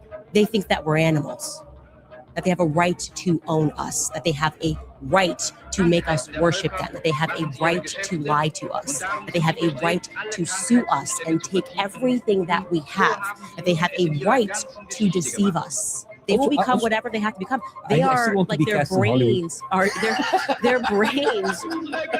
wired. It's a pathology. Like, their brains are wired to lie. Zionists. I've never seen anything like it. Raise generation people to think like I did. Like, oh my gosh, like we have to make sure that a Holocaust never happens. We have to support Israel. Nope. Now we are reading the books. We're learning about how you've executed this. You've blindfolded the entire world to what you are. And what I think you might be is possessed by a real demon. This is for them a religious philosophy, a racist perspective that we are goyim, meaning cattle that are meant to be herded and ruled over. And there's a lot of people, and would they, if they could, mass kill everybody in this country? Yeah, they would. I believe these people are psychopaths. I hate all of you. I think you guys are all a part of the same demonic entity. Wow. Your God is Satan. You guys are Baal worshipers. You will continue to kill and sacrifice children until you feel that demon rewards you. And I stand against Candace, you. You're intense. Yeah, this is how I feel about these people. Intense. They are satanic, right and left at the top. There's no life in these people. This is the synagogue of Satan. There Wow. you go. Dang. But don't I worry, hadn't seen that yet. Anything anti-Semitic. No, it never says anything anti-Semitic. Wow. I think they need to mix in the beginning, the senator or the representative, whoever it was, that was saying Candace Owens has never said anything anti-Semitic. I think that would be the bet. That would be really a good start and end to that. Does that make sense? Mm-hmm. I might have to remix that when I get done. All right, let's finish this up, y'all. Thank you so much to the best live chat on the internet. Let's go. Oh. Doctrine. Our doctrine is not that we worship Bibi Netanyahu. Our doctrine does not teach us that Israel is a country that must be worshipped because you're putting people in there that say that they're Jews. No, actually, Jews abide by the commandment not to kill. There's a lot of killing going on in Gaza. I don't even know if we have that video to show of what Gaza looks like today. If you have it, you can run it. If not, you can see it because I just put it on X. You can go to my X feed and look at what Gaza looks like today. And if that does not spiritually disturb you, here we have it. If this does not spiritually disturb you, if you believe that God's people did this to fulfill something, goodness won. When you look at Gaza, that's a real estate deal being done by very evil people. And I believe they're going to be cursed. I believe they are cursed, actually. Those are not, God's people didn't do that. Don't even think about it. You don't got to know anything other than how you feel when you look at that. When you consider that there are children that are buried beneath that rubble, that is all you need to know. How you feel is all you need to know when you look at that. And when you watch them thrash as they try to explain away why that's okay, like it's a part of some prophecy. Whose prophecy? Who is your Lord, actually? I'd like to know. I'd like to know who yours is, though, Candace. Like, this is the part where, and earlier when I said Candace doesn't give the gospel, she doesn't give her audience any hope. And what Candace is doing, Candace is a Pharisee. And if you remember the parable that Christ gave of the Pharisee and the tax collector, the Pharisee was like, God, thank you so much. And I'm so amazing. And I'm definitely not like this good for nothing low down tax collector back here. I do everything right. Mm-hmm. And the Pharisee didn't even, the tax collector couldn't even look up to heaven, but beat his chest and said, Lord, have mercy on me. Candace is giving her audience the thought that they're better than the tax collector. Yeah. When in the parable, everybody's a tax collector. But she is telling them, hey, y'all, look, we are better than these people. Yeah. Okay, and you know what? I'm willing to give you. I don't know the ins and outs of Gaza because Gaza doesn't happen to be right here at Whitaker Park. I'm not losing sleep over what's going on 9 time zones away. Let me make sure. I want to make sure I get people upset. So let me big screen myself. I'm not losing sleep about what's going on 9 time zones away. So you can miss me with that. I'm worried about what's going on right here in my own little fiefdom, in my own little area. But by the way, Candace lives in Nashville. Nashville is a very, very problematic place. She don't seem to be worried about that. But she worried about what's going on 9 time zones away. There's more children dying in Nashville than have died in Gaza. Prove me wrong. But let me go back to my point. Candace is a Pharisee, and she is indoctrinating and inoculating her audience from the gospel. They think they're actually okay because those people there are terrible. I'm okay, God. I do everything right. I'm not like those tax collectors over there. This is evil. This is evil. My name is Jason. And I got some emails from some people that have a problem with it. Not a problem. If I need to, I'll kick Gary off and we'll just do a live and we can just shoot this out. No pun intended. But what you're not going to do. If you want to send in complaints about Jason, you can send them to me. Management will take care of it. Yeah, absolutely. But please understand, this woman is wicked. And I will say that with my whole being. Well, she just intentionally misrepresented the Bible as well. She just sat there, this is the ones that says thou shalt not kill. We understand that the 10 Commandments, when it says kill, what it specifically means is murder. And obviously there's lots of warfare commanded by God, and murder and warfare is not murder. Neither is self-defense or anything else. Like, again, it's just little things like that shit that she's constantly doing that's eroding the truth away and creating a narrative that she wants to create in spite of the truth, in spite of evidence, in spite of logic and common sense. Absolutely. All right, let's finish this up. We're rounding these bases, Gary. I love it. I'd like to know who it is. I know who's going to win in the end. Christ is king. Truth is going to win. Goodness is going to win. And so I'm on that side. Let the liars lie and thrash around. And I can't even imagine, who are they going to put to work pulling out all the dead children? Probably our military. Our military, if we're being honest. It's going to be our military. No, it isn't. Coming back with She's so PTSD. boring. That's going to be our job, right? Got to worship Bibi Netanyahu. What are you talking Yeah. about? Do not let your sons go into the military. Don't do that. I think Bibi's making his 7th trip here this week. Don't let your kids go into the military. It's been completely hijacked by Israel, probably since 1963. Wow. We have not gotten an answer as to what happened to Charlie Kirk. We've got nothing but lies. I say the social contract has been violated. Wow. They're supposed to protect us. People are being killed on American soil because foreign nations have an issue with them. That's the reality. What Sorry, people? I'm supposed to be reading your comments. You're talking about just went off. Charlie. I don't even know what happened here. No. Angelina writes, my best friend's funeral was on Saturday. It was absolutely beautiful and emotional. Charlie's was not. I have deep sorrow for those who loved him. He didn't deserve any of this. My prayers are with you, Candace. You are close. We are close, by the way. I want to say I'm not even the one doing this investigation. This has been all of us. I just have the platform, and this platform is not mine. I genuinely know that this is God's platform. And whenever he's done and has used it, I'll be off of this. If this is the reason why. Clip that, please. Here, I'm going to back that up. I need all of the, get your smartphone, get your dumb phones. I need you to clip that. That needs to be your prayer. That needs to go from east to west. Look, I'm going to play that again. Clip it. Candace, you are close. We are close, by the way. I want to say I'm not even the one doing this investigation. This has been all of us. I just have the platform, and this platform is not mine. I genuinely know that this is God's platform. And whenever he's done and has used it, I'll be off of this. If this is the reason why I have the top podcast, to just get to the bottom of this because it's reveals so much to us, then so be it. I'm content with the story. I'll do a deal with the government. If they come out and they tell us the truth about what they did to Charlie Kirk, I'll retire from podcasting. How about that? Zionist, something for you to focus on. You want me gone? You want me to shut up? I care so much and so deeply about what happened on September 10th. I will agree to retire from podcasting if you admit what you did. How's that? I won't hold my breath. Somebody just come out and admit it, even if No, it's not true. Just admit it. So she goes away. You know what? I'm going to admit it. I admit it. Gary. But see, the thing is, she knows her audience is smooth brained. That was actually the end of it. She didn't say anything else after that. She knows her audience is smooth brained and they're retarded. I'm just going to say it. You know why? Because every time she has an issue, she makes this grandiose claim. Don't you remember she made the exact same claim to Piers Morgan about Brigitte Macron? The exact same thing.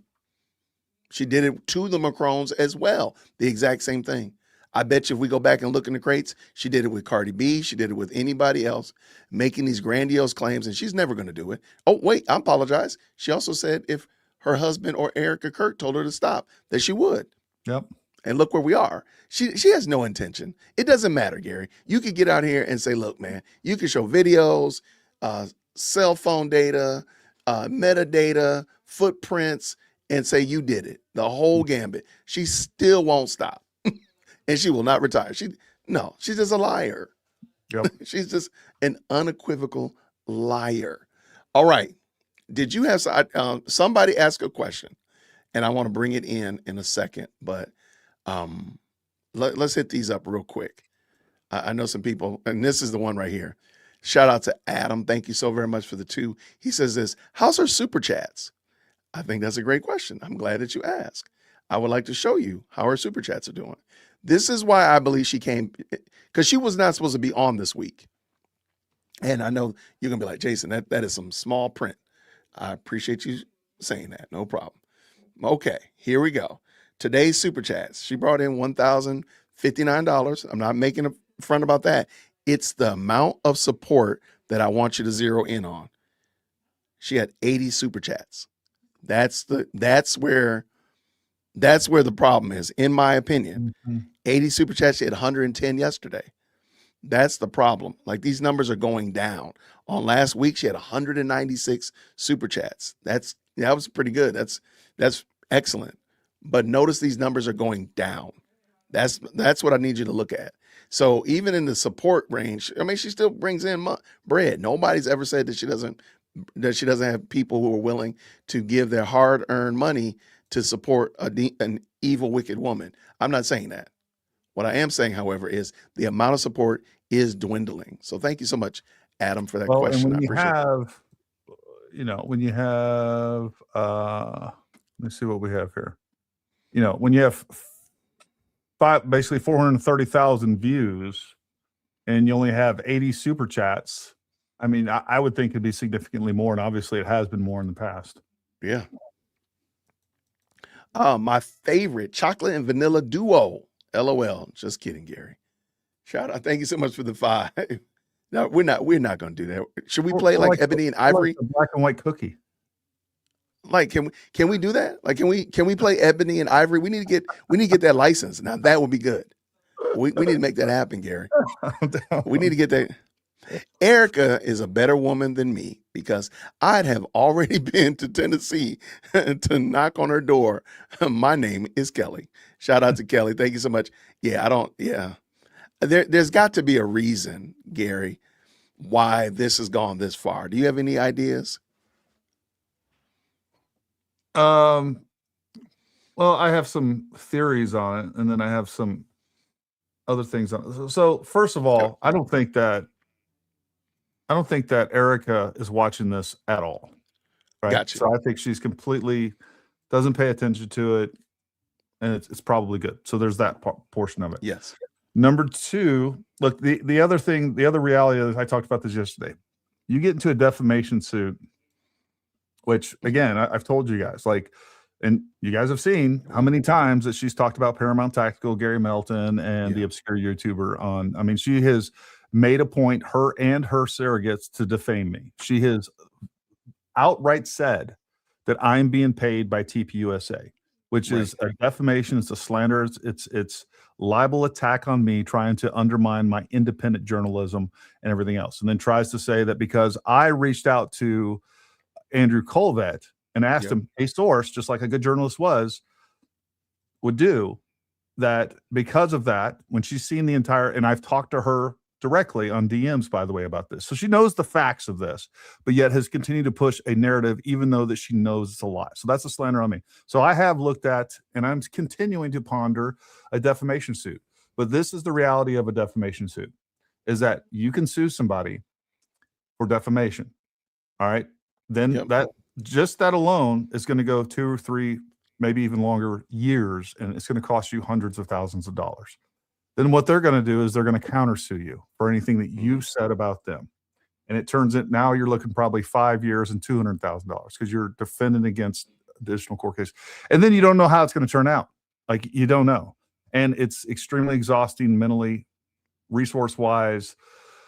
So, and then, does it from TPUSA's perspective, does that mitigate the damage or does it worsen it? And nobody knows, right? So now they're going to, it's like, even when they sent the cease and desist, like, she's going to make a thing of that. The fact that she's suing it, she's going to weaponize that against them. And even if they win, let's say it's proven in court that she defamed them and I think it obviously would be, right? But what does that prove to her followers? The damage is done. And all of them are going to say, oh, that was unfair. They were trying to attack her freedom of speech. They were trying to attack her investigation. She was on it. She was on this path of shining light on this whole thing and proving that and the whole system went against her. Israel, Jews, they banded together. Erica had a Jewish lawyer.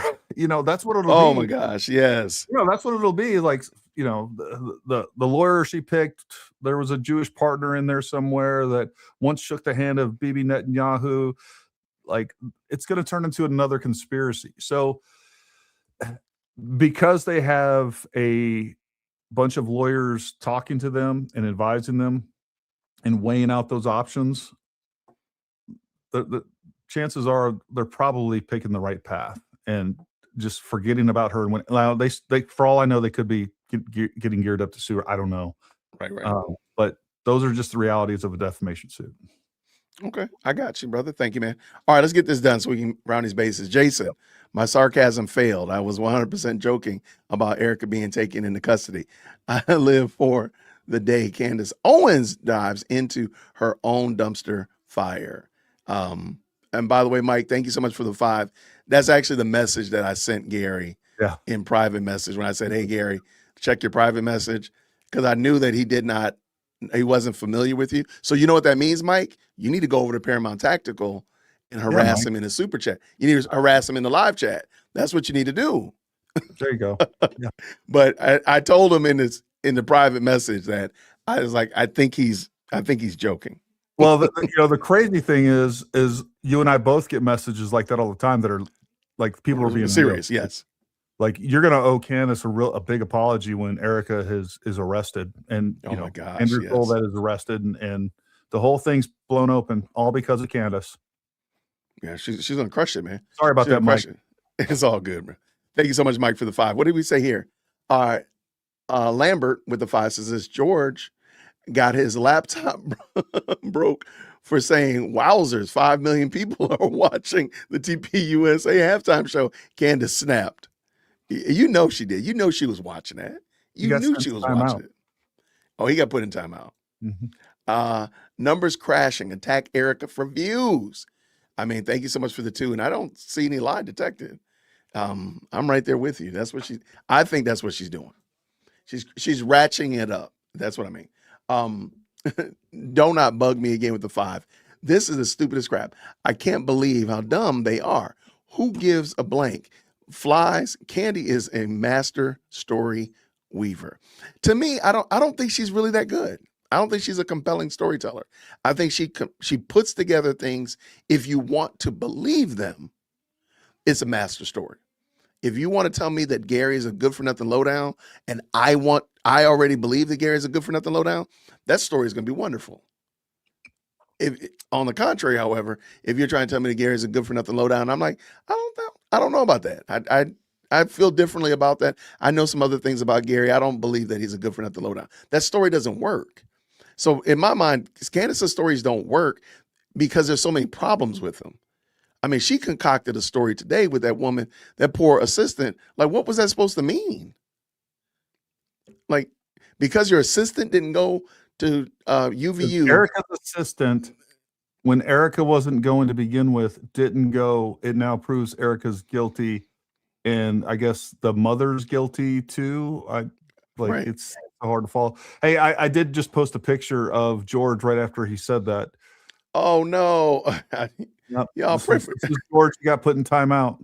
There you go. That's George. That's right after he said you have to put a laptop on his lap though, or like a broken tablet or something. His laptop's over across the room. She threw that thing. She threw it. Oh, I see what you did there. Well played. Well played. Don't you say anything else, George. I'm in charge. Another thing about this. He's like, I kind of like Kid Rock. This Kid Rock. He got caught watching the TPUSA halftime. Please. Are you watching that? Oh no, it's something else. I'm watching OnlyFans. You're wild. Oh my gosh, that is the best. No, that one. Oh my gosh. Look, let me tell you right now. You know what, Gary? Let me stop the audience right now. I do not want somebody to take this picture here. Let me make a big screen so y'all see what I'm talking about. I do not want you to take this picture and put a broken laptop or broken tablet or any kind of Photoshop of like Turning Point USA's Super Bowl show in this picture. And I definitely, unequivocally do not want you to email that to me at dearwokec@gmail.com. I will not accept it. I will not accept it. I do not want you to do that. Do not do that. Or did I make myself clear? An AI animation of that. Definitely don't do that. Oh my gosh. Oh, I will not accept. I will not accept any of that AI slop sent to dearwokec@gmail.com of Candace taking his laptop and breaking it because he was watching the TPUSA Super Bowl halftime show. I will not accept that email. Let me check my email right now and tell it not to accept any of that kind of shenanigans and foolishness. Somebody pointed, I didn't notice this at first. but somebody pointed out when I posted this picture to X that it does look like in this picture, not only does she kind of pushing the alpha thing, she does look like she's suffering from a Michelle Obama syndrome in this, if you know. Y'all are wild in your y'all are wild. Look, see, I gotta go. All right. Candy green is not your color, honey. Shout out for sure. Thank you so much for the $2. Y'all are wild. Gary, I'm gonna put you in timeout, man. I gotta put you in timeout, dude. I got to, man. 0-second timeout for you, Gary. I cannot believe you, man. Y'all put Gary in the chat. Just write his name, Gary. And as many times as he is, you put his name. That's how many seconds timeout he's gonna be. 0-second time, whatever. Man, Erica Kirk, get your license in 2 months after dating Charlie Kirk. Erica Kirk got her license 2 months after dating Charlie Kirk. Yeah, I don't know what that means. Like, what's the purpose of? Okay, fine, she got a real estate license. Gary, do you know people who have their real estate license that maybe have it as like a side hustle? I don't know any that aren't guilty of murder. You know, all so your friends are guilty of murder? All of them. Whoa. All of them. What kind of people you hang out with, man? One correlation between killing your husband and anything else is if you have a real estate license, you're definitely guilty of something. Something. Man, Grace Papa said this. Erica builds, Candy destroys. I like it. Monica says this. Thank you so much for the 10. Just wanted to say thank you both for all you're doing, holding Candace accountable. I love your commentary. It is the only way I can watch her.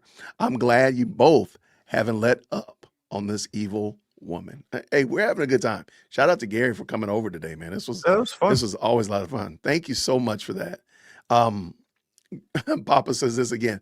Oh no, Happy. She had to have done it. I mean, the fact that Candace finds the smallest little thing. The smallest little thing is an issue, and or she'll blow it up into an issue. It's going to have to be studied by science, man. Yeah. All right, we got some brand new members. Shout out to brand new CJ Corinthian doling out 5 memberships to the people. I love it. Extend it out. What did you call your group? What did you call the Paramount Tech? The Door Kickers. Paramount Door Kickers. The Paramount Door Kickers. All right. Grace Papa says this with the 20. I am not Jewish, but my Lord and Savior is, and he's coming back to rule from Israel for 1,000 years before he ascends and rules forever in heaven. I won't miss you, Candace. I agree with you 100%. She will not be missed one bit. Thank you for. Maybe she'll find Jesus legitimately and come around. Maybe so. Thank you for the 20, my friend. MT says this with the 2. Imagine a white male saying this. YouTube would ban him. I mean, some of the stuff Candace gets away. That's why I'm always just kind of head scratching. Like, how does she get away with some of the stuff she says? Some of the stuff she says is wild. Rounding these bases, let's get ready. Thank you again with the 5. She's not spiritually disturbed by the over 30K unalived in Iran for protesting in under a month, which is a good point. She laughed and downplayed it. Did you see that video? That episode? Yeah. Then, I'm sorry, they didn't start a war. Shut out, man. That's a great point. She was, downplayed it. It's all about BB and wanting land. She's Hitler's illegitimate baby. Prove me wrong. I don't think I can, Phantom. I don't think I possess the ability to. Thank you for the 2. Gary, can you prove I'm wrong? I mean, that's the standard now. We just launched baseless accusations, and you gotta come to the table and prove that you're innocent. Yeah. What does Phantom say this? Stop it, Jason. You disrespected the Pharisees. Yeah, good point. I didn't mean to do that. Shout out to all the Pharisees. I think the Lord allowed a demon to take over Candace. I'm trying to figure out where the lie is. Thank you for the 2. I appreciate it. What does Lori say? Thank you with the 20. Thank you, Jay Witt and Gary. And all the amazing mods. And I'll just add that we appreciate y'all. Thank you so much to the mods. Y'all crushing it. Yeah. Thank you for that. And with my mods, I noticed I didn't announce tonight, and because I kind of forgot about it yesterday. Anyways, thanks for showing up, even though it was short notice. All my It's all beautiful good. mods. Absolutely. Reform Chick says this.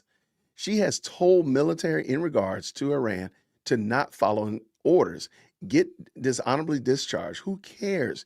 Direct quote. This woman is evil. Shout out. You're right. I mean, you remember that? Did you hear her I say don't that? think I heard that one.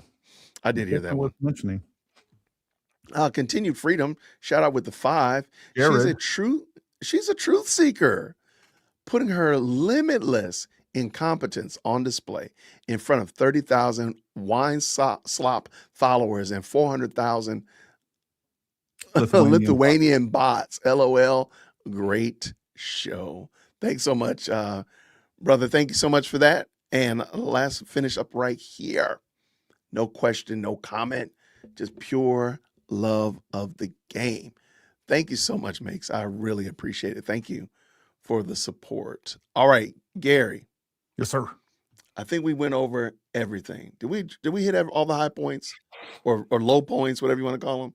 Yeah, I think we hit everything that we needed to hit for today that we haven't already hit 100 times. Oh my gosh. Where do you think Candace is going to go from here?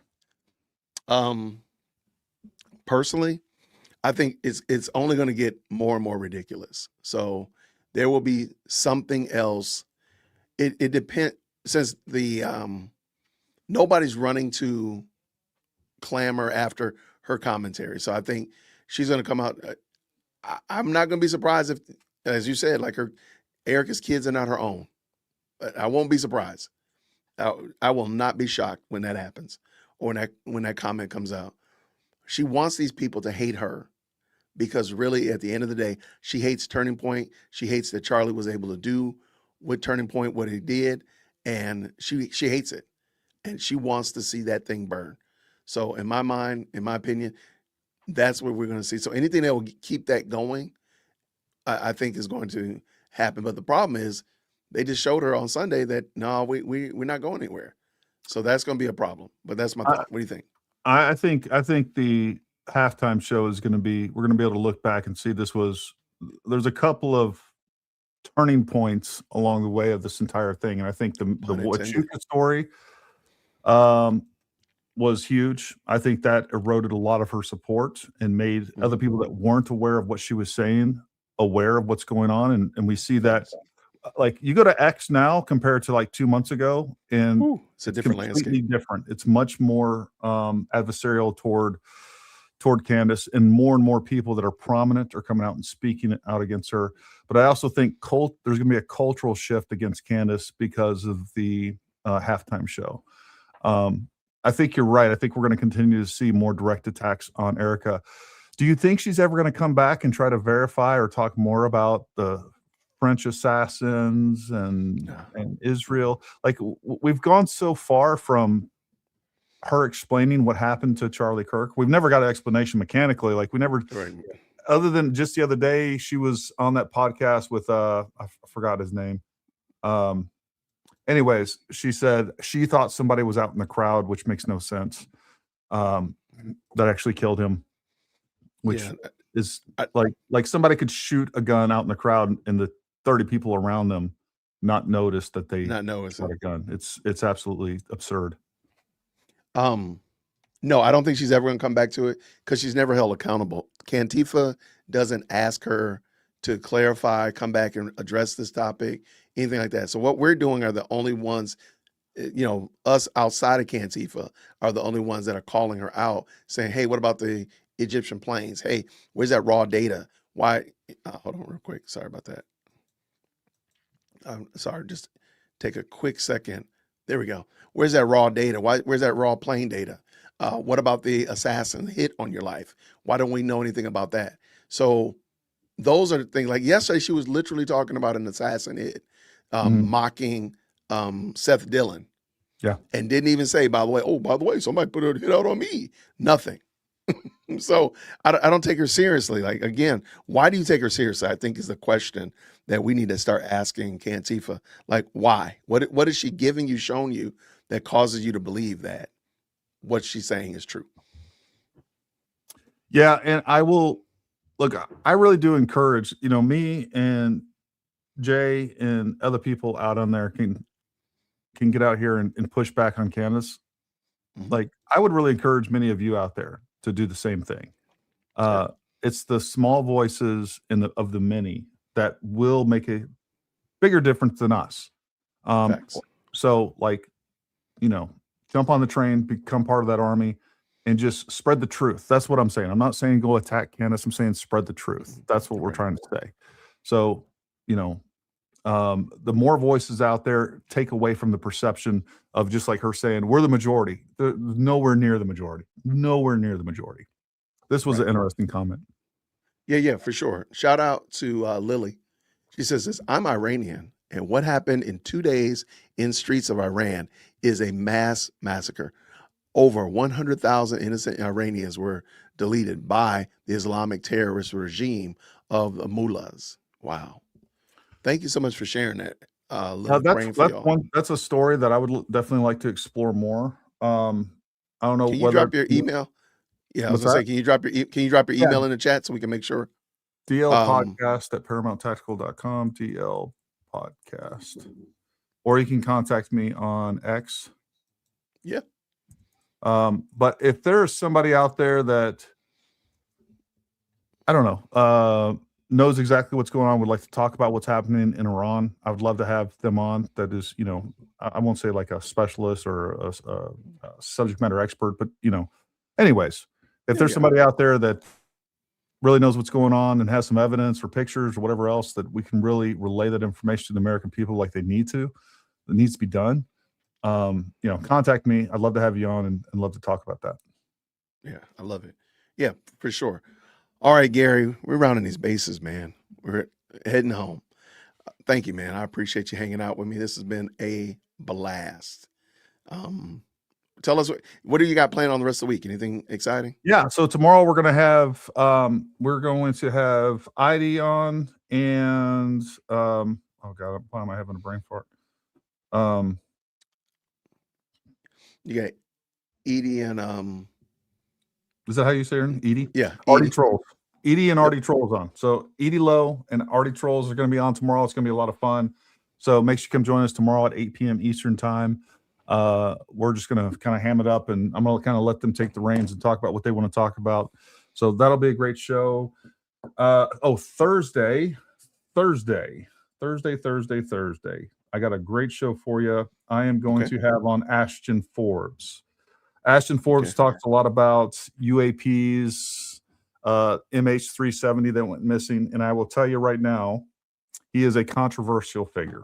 And definitely we're going to dip our toes into, I will say he will dip his toes into a lot of speculative conspiracy theory stuff. I want you to come watch it, come ask questions. Love it. And let's have a little bit of fun on it. I'm a big UAP fanatic. I've been following the UFO phenomenon for over 20 years. Got some personal stories with this. Definitely believe there's something going on there, and it'll be fun to have him on. I don't necessarily endorse everything that he says, but again, we're going to have him on as a guest. He's going to lay out some things for us, and you guys judge what you feel is true, what you feel is not true, and anything in between. So anyways, it'll be a great show Thursday, but come join us tomorrow night at 8 p.m. Eastern time, and then Thursday at 8 p.m. Eastern time, where we have Ashton Forbes. I love it. All right. So since you got to get your phone out, I'm going to get my phone out and I'm going to go over my schedule. So tomorrow at 4:00, I have Jay from Storybox coming over. We're going to have some fun. We're going to the land down under. All right. We're going to have a good time talking with Jay. And then on Thursday, I'm meeting with the Mirror Critical Reflections of the Left.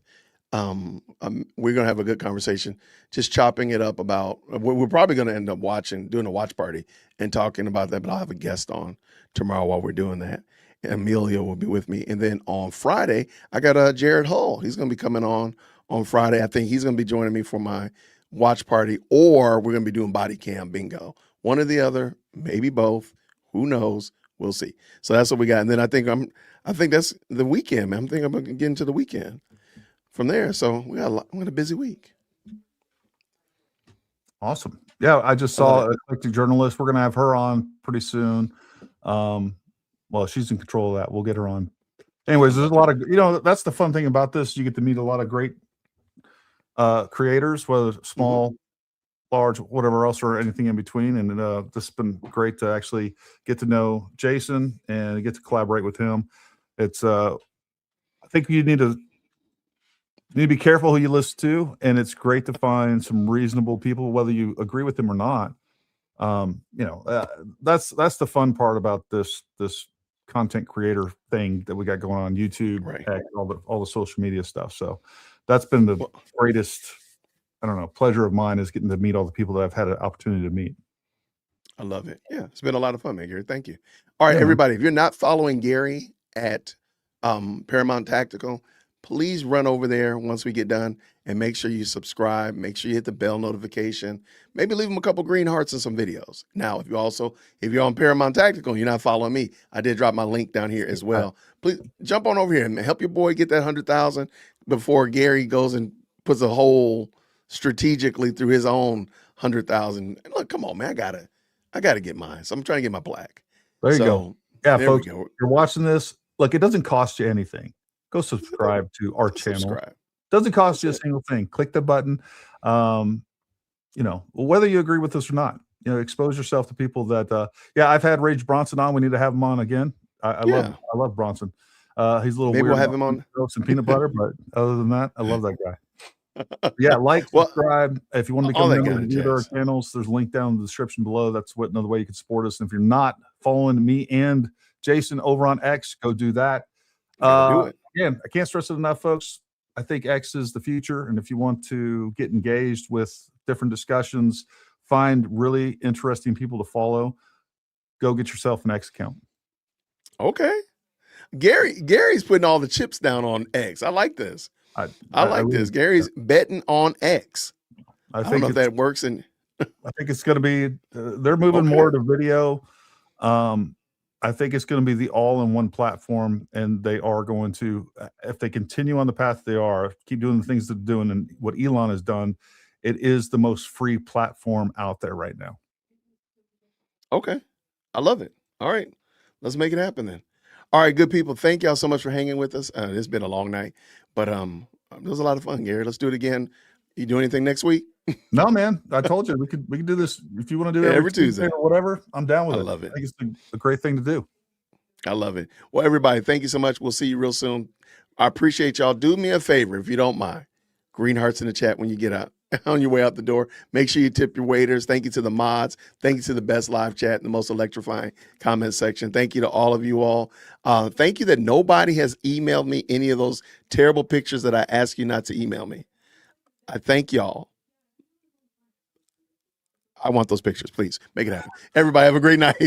See you soon. Grace and peace. Thank you so much for tuning in to another episode of the Jay Whip Podcast. If you enjoyed today's show, please do me a favor and hit me up with that 3-piece special. Like the video, subscribe, and of course, share it with somebody who would also enjoy this type of content. And make sure you leave a comment, because I do pin the best comments to the top. So thank you so much for tuning in today. And until next time, everybody, grace and peace.